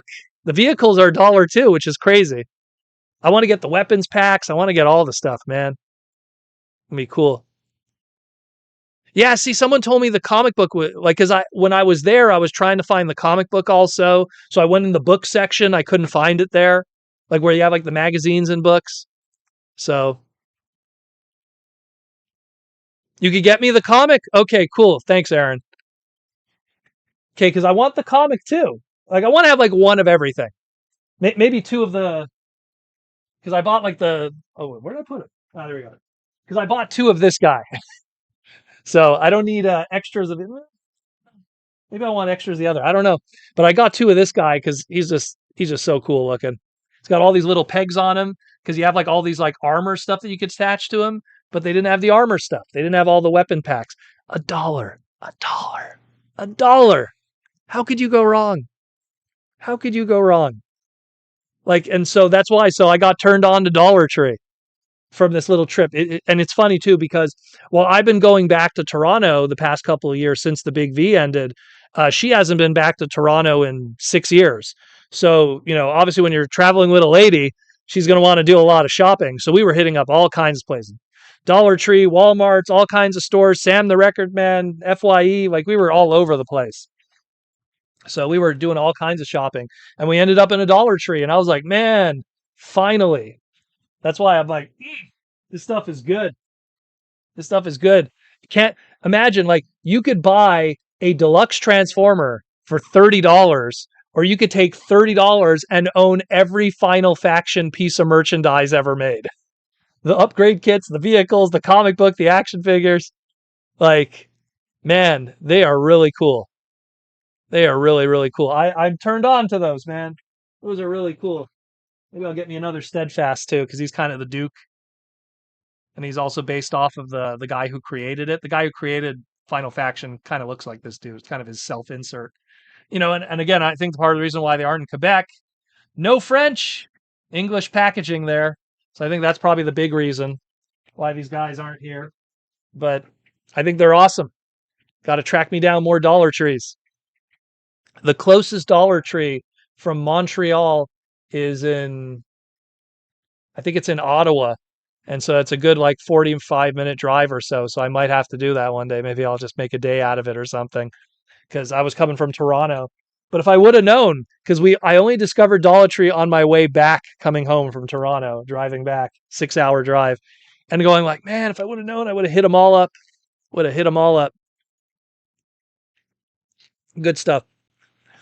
Don't bring me, guys. Uh, don't bring me Final Faction stuff to Chicago though, because I don't know. I don't know if I'll have the space in the suitcase because I need room for the comics and stuff. But I mean, we'll see.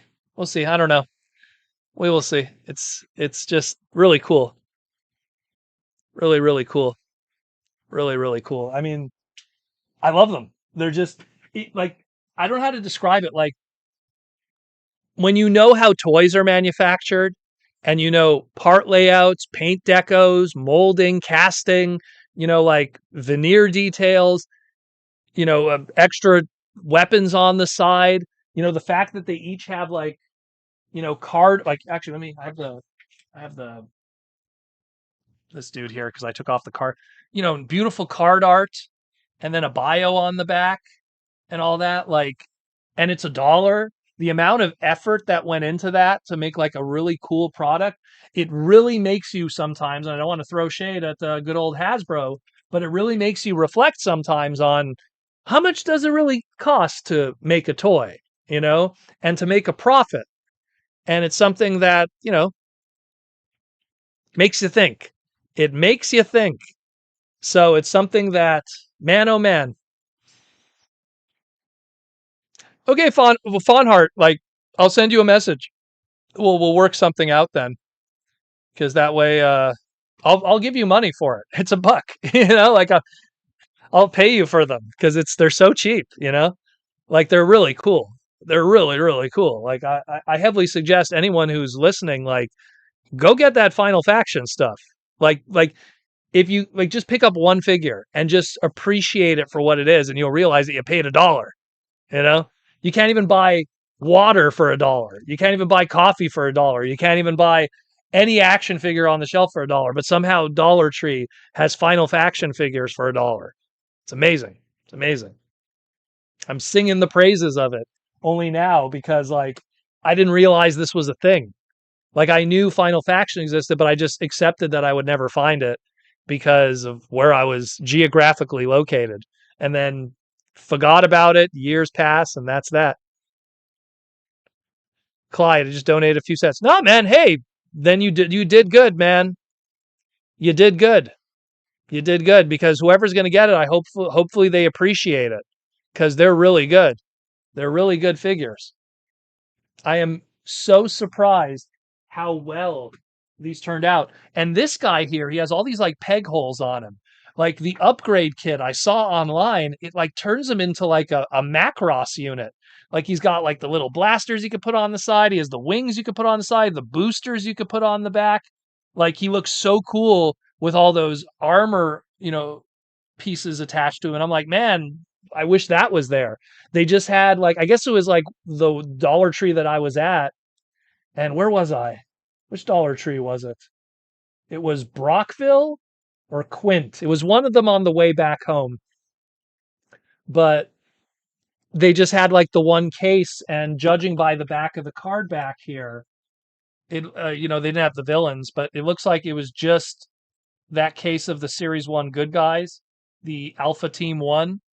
They didn't have the bad guys. I would have bought them too. The bad guys are really cool also because they're like there's just these giant alien army builders for $1. Could you go wrong? Tom Laney, whatever happened to the fan vote for animated Decepticons? Can't remember his name. Lugnuts. Yeah, I know. Everyone keeps asking about him. They want to do something with Lugnut. I think they just don't have, because if you did a Lugnut, it would have to be a leader class because a Voyager today would be too small. But I think they just don't have the slot right now. I think that's what it is more than anything. But yeah. I mean, the comic, like Aaron, if you bring the comic to Chicago, that I could deal with because I could just slip the comic in with all my other comics. So that won't take too much space. Every time I'm flying in for a convention, it's like I bring my big old, anyone sees it, my big old pink suitcase. And if you ever see a big pink suitcase at the airport, chances are it's Proto Man's. Must be stopped. Sticks out like a sore thumb. T-Formers 2000 at $1 figures ain't going to pay for the new Boston prices. Yeah, well, let's let me tell you something. Like, let's just say I was talking with certain Hasbro somebody, and he's a little worried. Let's put it that way. That's all I'm going to say. Not going to say who, but the Boston move, man, oh man, I don't know. I don't know. I don't know. Like, I can't stress it enough how much. Oh, Butters, what's up? Come on down, Butters. Oh, here comes Tiny. Oh, everyone's coming down now. We have all the cats here. Probably see in the reflection a little bit. I see it there. Let's see Tiny. She'll come later. But yeah, Mike Prime 21. They still trying to decide scale for the animated Decepticons. Well, yeah, that's the problem. Is animated Decepticons should all be leader. You know, they should all be Voyagers or leader. They should never be deluxes unless it's like specifically, you know, even the Lockdown figure. If you looked at animated Lockdown and you put him today with a modern Transformer, he's a Voyager and he was a deluxe toy. Mateus waiting for a knockoff company to release oversized versions of the animated molds, Lugnut, Grimlock, Soundwave. Soundwave, that's another one too. You know, he could be smaller. He could be smaller. Yeah, the cool cats. Tiny. What are you doing, Tiny? They're both being troublemakers. I'm going to try to grab her.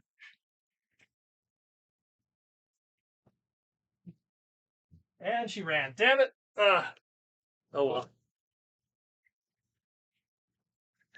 Like, oh no, why is he coming after us? They probably came down for food. That's why.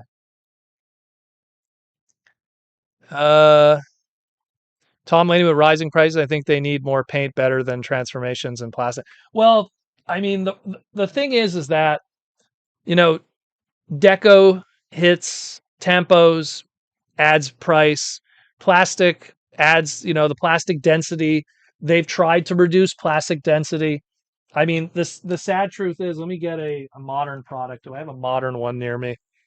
Actually, there's something else that I bought. I forgot to mention. It's Transformer related, but so, you know, here's a Siege toy, and then here's like an Authentics toy, and they both have the same plastic density, meaning like you could feel it that the ABS plastic that they use is not as thick. They don't fill regions as much anymore.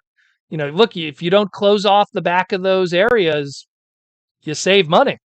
You know, if you don't have to fill it out, that's less plastic, and then you could put it in different areas.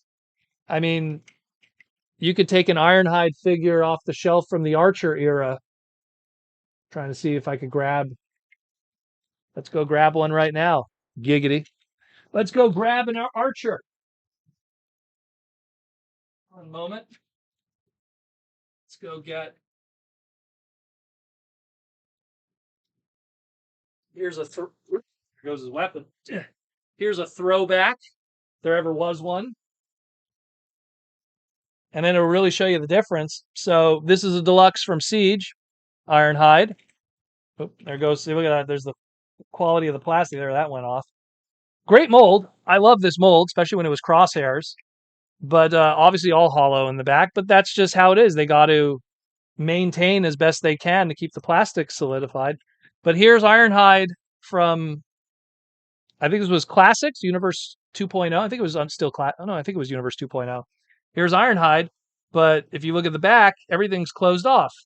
If this was modern era, this would have all been empty. You know, all been empty. And it's not like, oh, hey, like it's not even empty there. All empty. Screws. Look at that. Screws everywhere. That's metal.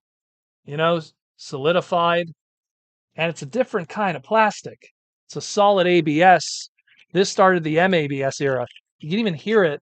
I wish you could hear it through the microphone, but you can even hear the plastic quality. It has a different feel to it. It's a different story. So now, size comparison, they're more or less the same. Obviously, he's a little heavier because obviously he's filled out everywhere, but much more hollow.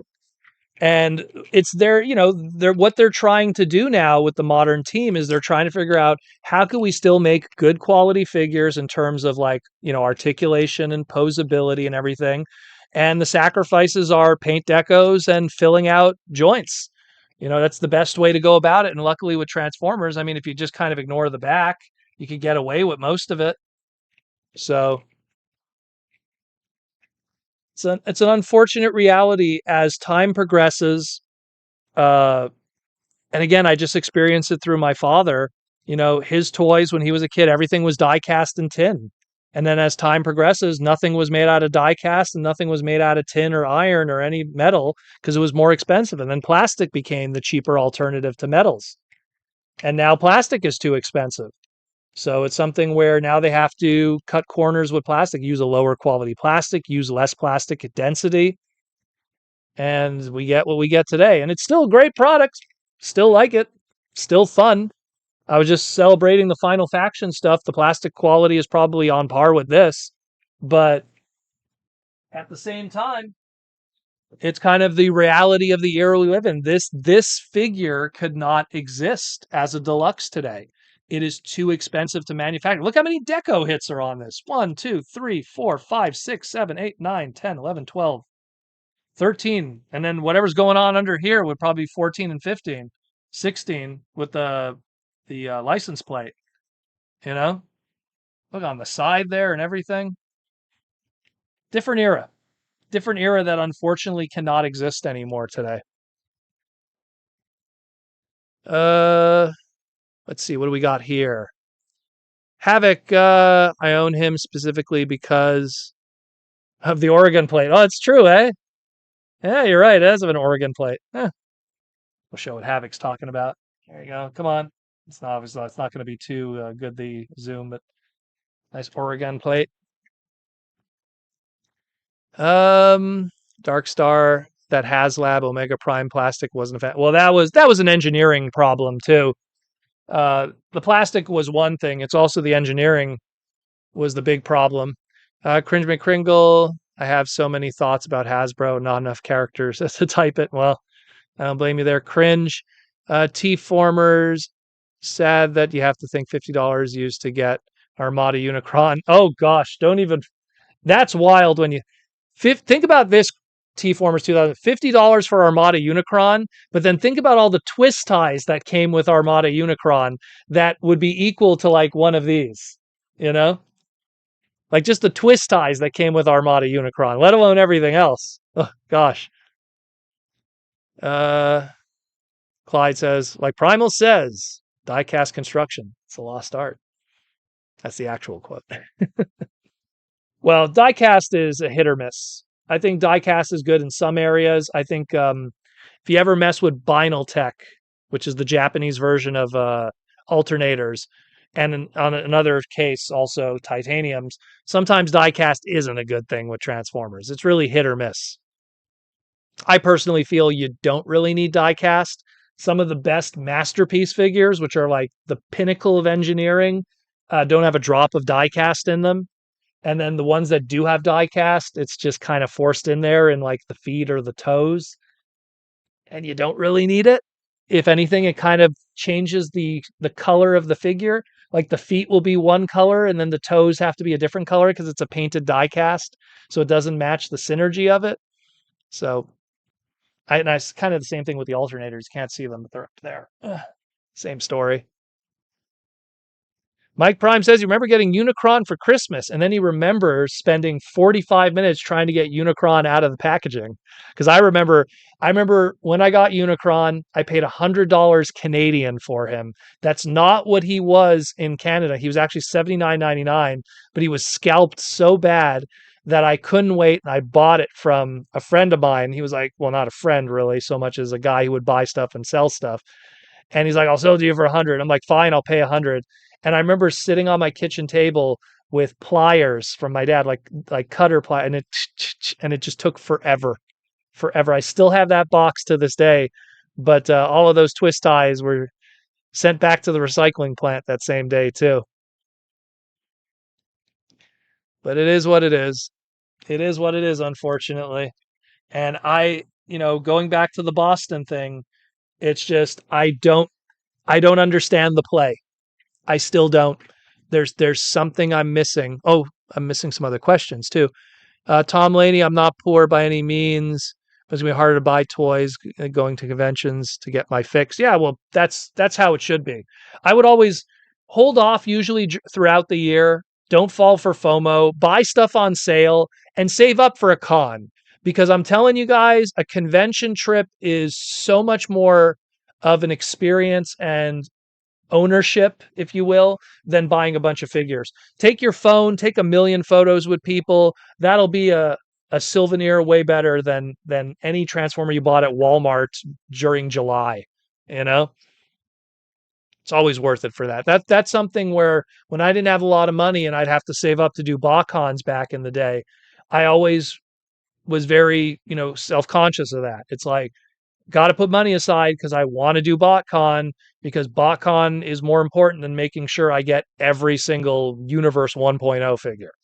And did I miss out on some Universe 1.0 figures? Yeah, of course I did. But I got to do BotCon, and that's something you can't buy. You know, you can't. Once you miss that opportunity. Can't go back. But you could go back and buy any of those Universe figures today. Yeah, some of them went up in value, some of them went down in value, but you can't go back and relive BotCon. And man, BotCon was where it was at. T-Formers 2002. Mom spent over 1 hour Christmas opening Revenge of the Fallen Supreme Devastator. That one was too much. That one I didn't buy that one brand new because it was funny. During Revenge of the Fallen, Walmart had like a wall of them, like just going to the roof. And Walmart has a big roof. So I just remember they had a wall of them, and I was just saying in my head, oh, that's going to go on sale. That's going to go on sale. And then one day they just all disappeared. I don't know what happened to them. It's like maybe like they went on clearance and then someone just swooped in and bought them all. And then for years I never had one. And then some guy at a toy show, like I was selling Transformers, he came up to my table and he's like, "Do you do trades?" And I'm like, "Yeah, what do you got?" And then like I went out to his car and he opened his trunk and he had that Devastator. And I was like, "Okay, I'll trade for that." I think I gave him some like I think Beast Wars toys or something. And I still have them to this day. I love that Devastator with his big opening mouth. Raw. The electronics. It's good stuff. Cringe McCrae, current state of Hasbro makes me think they won't be making toys in 10 years of well, I think that it's not that they won't be making toys in 10 years. I think that moving to Boston is going to make them really reconsider what is their game plan as a whole.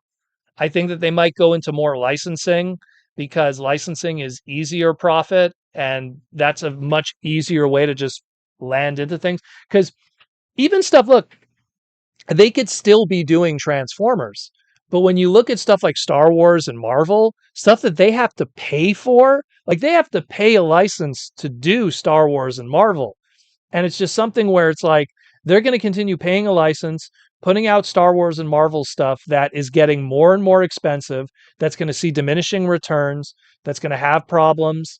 I mean, there's some speculation that the latest Star Wars HasLab, the numbers were fluffed. A lot of people are saying that because it magically not only got backed, but it ended and it didn't get all the tiers. And then out of nowhere, all of a sudden, all the tiers were unlocked out of magical. And, people are saying, oh, it's, overseas, backers and stuff like that. I mean, that's possible. That's very possible. But at the same time, I have my opinions that sometimes when they are too invested, they can't just say, okay, we're not going to do this stuff. They're already invested in it. So T-Formers 2002, speaking of sales, spent $20 at Ross today for Legacy Thundertron 3-pack. Wow. See, 3-pack, the leader 3-pack for $20. That's amazing. I wanted the one that was the flag, that one little, I guess we'll call it a deployer. I know it's one of the cassettes, but it ends up not looking like the flag anymore because the deco doesn't look the same like on the box. Where are we at here? Mateus, can't wait to see you guys again at TFCon Toronto. Hey man, TFCon Toronto is where it's at. Out of all the TFCon, it's the one that's the best for hanging out, in my opinion. Mr. Spinister, but also not sure where the toy market is headed in general, especially for 80s core brands. Well, this is just how I see it. As the 80s guys like me get older, we fall into two camps. It's the guys who get married and don't have the money anymore because they have kids and family. And then the guys who get married and don't have money anymore, but still collect because we're psychos. And then, of course, there's the huger chunk that is just the general populace today. People aren't getting married. People aren't having families. People aren't having children. So they have a lot more disposable income. There was an interesting study. They were saying that a big reason why Labubu is so popular with women is because most women aren't having family and children. And this is a way, you know, you're having women in their 30s and 40s that would have had children by now, instead buying a Labubu as their baby. And there's this deep psychological kind of thing going on, which is, it's very true. Because I've talked about women's toys for many years and how most women's toys are emulations of adulthood. And usually those toys are cast away because adulthood does happen. When you own a Barbie doll, it's like, oh, dress up and wearing makeup and doing hair. When you become an adult woman, you have the money to do all that stuff. You know, playing, house, playing with like fake, like there's like that giant kitchen playset that kids used to play with. That's like a plastic one. When you become an adult, you have all that stuff. Easy bake oven. One day you're going to have a real oven, like all of those things that are women's toys, having a baby, like a Cabbage Patch Kid. One day you're going to have a baby. But some of those things are now not happening now. Now, so many people are not getting married. People are not getting into relationships. They're not having children. And as a result of all of that, those factors that were exclusively girl toys that they would shed away because they would achieve that in adulthood, they're now holding on to because they aren't achieving adulthood. They are adults. They look like adults. They're legally adults, but they aren't doing adult things, and Labubu is an extension of that in a lot of ways. I mean, I was like, why are you buying Labubus? And the only reason why she's into Labubus is because all her single, not married friends are into Labubu. So one of her friends got her a free Labubu. I think it's a fake one, actually, because they bought it from AliExpress. And then she was like, "Oh my God, they're so cute." So she bought like one of the vinyl ones when we were out this weekend. I probably should have brought it down to show you guys. It was like a magnet one or something. So she bought a Labubu of that. But even her, like I told her, I'm like, "Nah, if you really like this stuff, Sandy, that's her name. If you really like this stuff, wait a couple of years. I guarantee it's all going to be on clearance and liquidation, and then you could buy it to your heart's content. But I guarantee you won't care either, you know?" So it's something where I don't know. I don't know. There's a deep psychology that's going on with some of that stuff, and it's interesting. It's very interesting to say the least.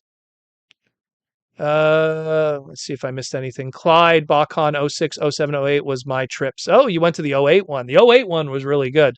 The Shattered Glass year, that was a good one because that one had the charity auction with the gambling and everything. Me and Simon Furman playing roulette. Good stuff. 07 was good too. That was the classics year. That year wasn't that great. The box set was really good because that was the classics year. 06 was the one where I couldn't afford the box set. I didn't have money at the time. Wasn't in a good financial situation, so I was able to go to the show, but I couldn't get the box set. It's the only BotCon box set I'm missing, the 06 one, which is brutal. Brutal. I'm looking at my stack of BotCon box sets. The only one I'm missing. Sarah, I'm back from the land of Down Under.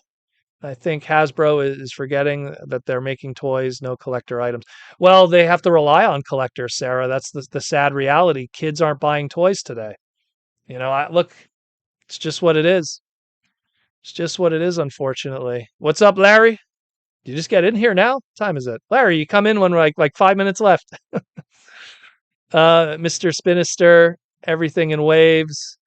Beanie Baby syndrome. Well, I don't even think Beanie Babies was more false investment. The big problem with Beanie Babies was, Beanie Babies wasn't a show. It wasn't, there was no comic book it was the early days of the internet. So it wasn't even like hype beast in a lot of ways. It wasn't like people and influencers. Beanie Babies gave this false idea that you were buying something that was going to be worth money in the future. It created this limited market. If you watched on Saturday nights, there was this guy who used to sell Beanie Babies on the Home Shopping Network. He's like, we give you the purple bear, we give you the lucky bear, and we're throwing in blah, blah, blah, blah. And this guy, like on the next day, he'd be selling you like samurai swords and knives and stuff. Like I remember watching it in the 90s, like late on a Saturday night. He'd have like these like crazy. I'm pretty sure someone recorded it and put it on YouTube. We're gonna sell you this, the giraffe. The giraffe. You know what, Tom? Do we got some extra giraffes in the back? We're gonna throw this $70 value. We're giving to you for $59.99. Like they were banking on people just like thinking that they were going to like pay their kids through college with it. It was very different with Beanie Babies because there was nothing tied to it. The thing with Labubu is it's influencer influenced. So you have influencers that are going, "Hey, this is cool," and then people just eat off of that. Like imagine if, Final Faction, mind you, Final Faction does have fiction where Labubu doesn't. But it's like imagine if like Final Faction didn't have fiction and then I don't know, like John Cena, had this like hanging off of like his wrestling attire or something, and then all of a sudden, Final Faction becomes this crazy thing just because of John Cena. That's kind of what happened with Labubu, except Labubu also has this female component that does have a lot of psychological toy stuff that I always look into all the time. And it's not sexist stuff. I know there's going to be some weirdos out there. Oh, Proto Man, you're talking sexist things. This is genuine studies of toy culture and toy psychology. The same things that apply to men too, you know? Same things apply to men, you know? T-Formers 2002, my grandma left behind several totes of Beanie Babies. Oof. Well, you know what, T-Formers? The only one that's worth money today, like you could still get decent coin, is the Princess Diana Purple Bear, if you are interested. Like if you find that one's money, or Peanuts the elephant, and it has to be a specific variant. All the others, if you get $1 to $5 each, just take it. If there's one or two that your grandma really coveted, hold on to those. I mean, that's kind of the thing I said to my father. I told him, like, look, when you pass away, you know, tell me before you pass away, not that we could predict these things, but before you pass away, what are your 10 favorite records? Like, not value. Like, what are your 10 most important favorite records? Your first record, your favorite record? I'll keep those till the day I die. I'll pass those on.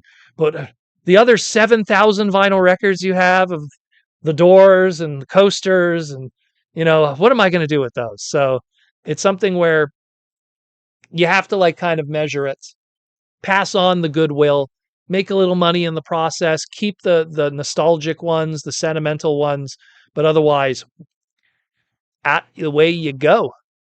Out the way you go. Will Murphy, take care, Will. Thanks for stopping by.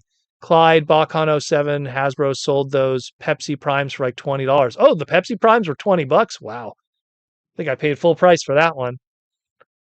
That was really cool, that one. Patrick Brown with the YouTube member question. I'd love to see a Pokemon TCG collection live stream of my Pokemon TCG. It's all stuff pre-2000s. That's what I collect of the TCG. If I have stuff that's post-2000s, it's free promo cards, between like 2010 and today, Toys R Us still gives out free promo cards. So when I'm there, if they're giving out a free Pokemon promo card, I'm not going to say no. So that's usually it. Or sometimes EB Games and GameStop does that.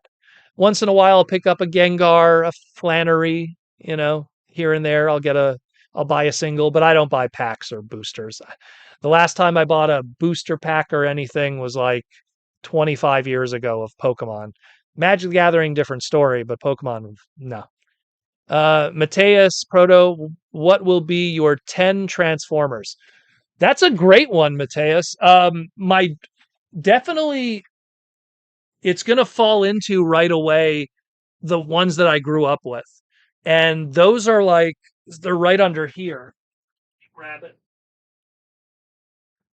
So I have this is a break disc box, dusty as hell.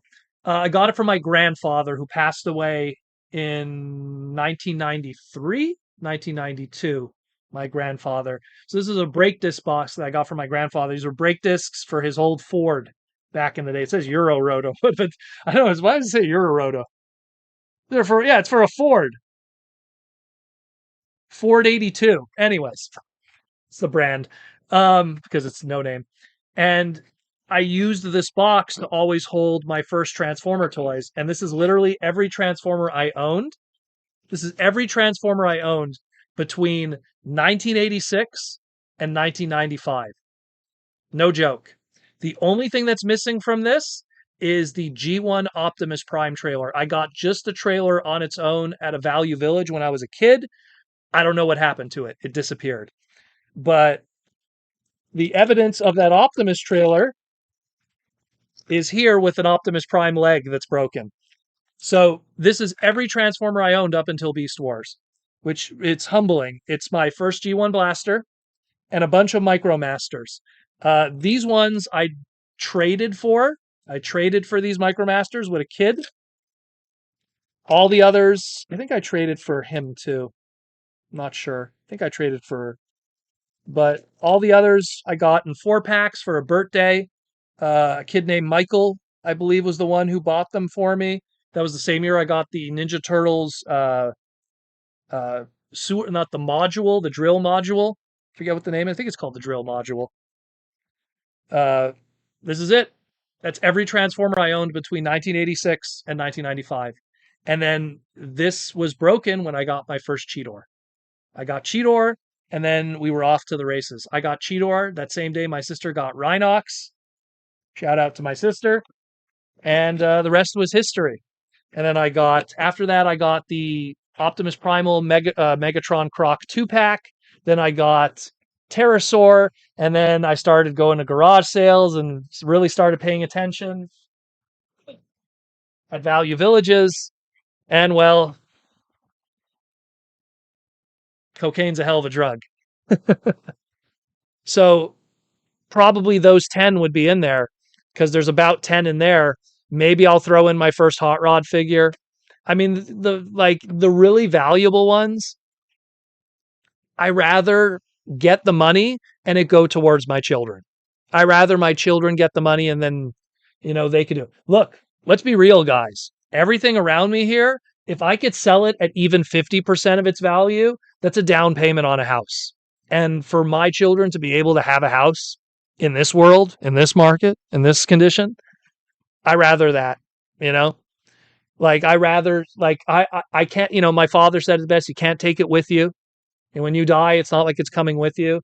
So it's something where I feel like when I'm going to be like 70, that's when a bit of a purge is going to happen for sure. It's going to definitely happen where I'm going to probably really reconsider. You know what I'll probably do? No joke. I'll probably sell most of it. I'll condense it all down to one shelf. I don't know what I'm going to do with this room then because the room's going to be empty. And then I'll probably just and it's not just the Transformers. I'll probably do it the same with the comics and a lot of stuff.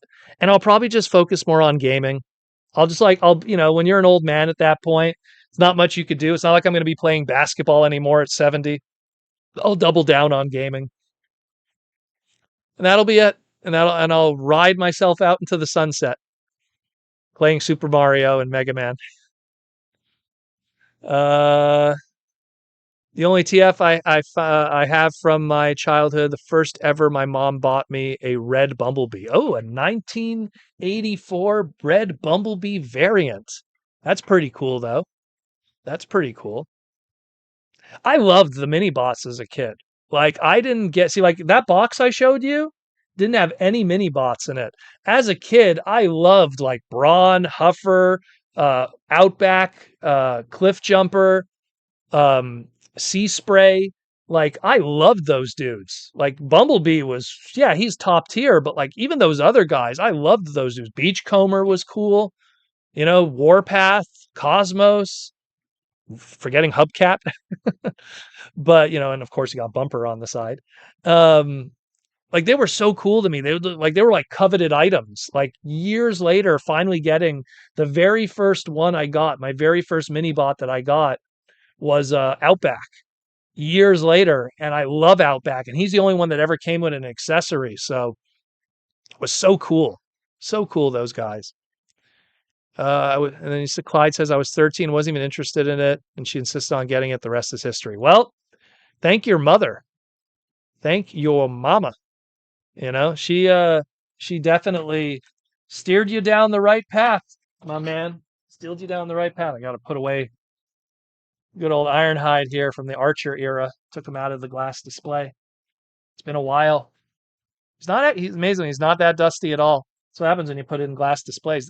This guy, no joke, has probably been sitting in the glass display untouched for probably like 10 years minimum. Because I built the West Side display, 2013, 2012. So easily that. What time? Oh my God, we're already done. Oh, we're 10 minutes over. Oh boy. Okay, we'll take one more question. What's cringe? Do we have any questions? Let's see. Cringe. What does this sounds like? Okay, or Mike Prime 21. My original Armada Energon and Cybertron toys will be for my kids to play with. Well, hey, if they want to play with them, if they're into it, then that's great. You know what I mean? Then that's great. And especially those Armada ones, because those are built to be played with. You know, those are solid toys, especially the Armada ones. But I mean, like those G1, 84, 85, 86, those are going to get destroyed in the hands of any child. Lord knows they would have been destroyed in my hands as a child. My blaster is beat up like crazy, and that thing's a solid figure. He's one of the more solid G1 guys, and his is beat up. So it's something where, to me, you know, I'm going to sell the hot ticket items, the lucky draws, all of that. There's going to be like some boomer version of me, you know, in my 70s. Like, hey, anyone want a lucky draw gold Energon Rodimus, one of 100 made? If he gives me $1,000, $2,000, thank you. Here we go. Bada boom. Put it into the golden pot to make sure that my next generation has some kind of equity. I mean, obviously this house too will be something that'll be inheritable, but also if they want to do something themselves, you have to. The big mistake that a lot of parents make is they don't think about their own children's financial situation in the future, and they have to educate them at a young age for that. And we're lucky as toy collectors because everyone might not be savvy when it comes to stock investments, but as toy collectors, we kind of indirectly entered a stock investment world without even knowing it. There's, Robot Masters Optimus Prime. I bought him for $10.99 at CMD Connection. Back in 2003, 2004. I'm pretty sure, and I still have the box. The box is kicking around somewhere because it's a Japanese item. I'm pretty sure if I put him back in the box, I definitely made money from that $10 or $12 that I got for him. And I could go on and on. Like there's multiple. There's probably a lot of movie toys that probably went down in value, or I probably would just break even.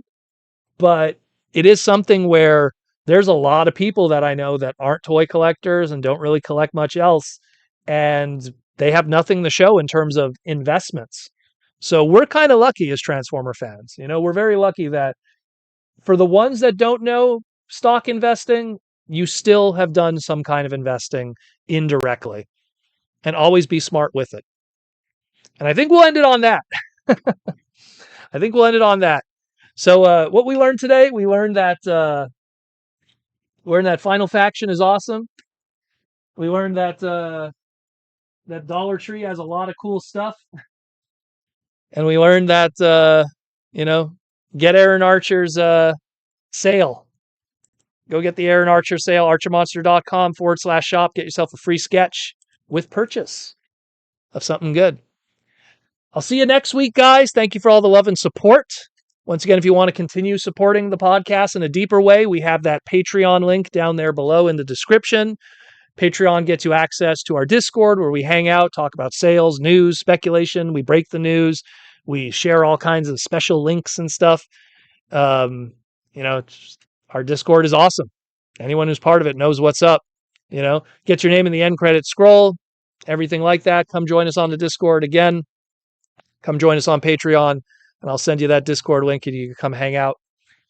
That's it, more or less, guys. Thanks for the love and support as always. And as always, take care of yourself, your friends, your family, your loved ones. It's an awesome world out there. I just took a great trip with the loved ones and was reminded of just how fun it is to just hang out, buy toys, have fun. You know, when you have a 6-hour car ride with a bunch of people that you care about, you learn about, like, just what you could accomplish, what you could discuss. I could have a 6-hour car ride with Sandy, no problem. We have a good time. We have a great time. And I hope you guys have a great time too. I'm out of here. I'll see you next week with more Transformer news. Take care. And as always, roll out.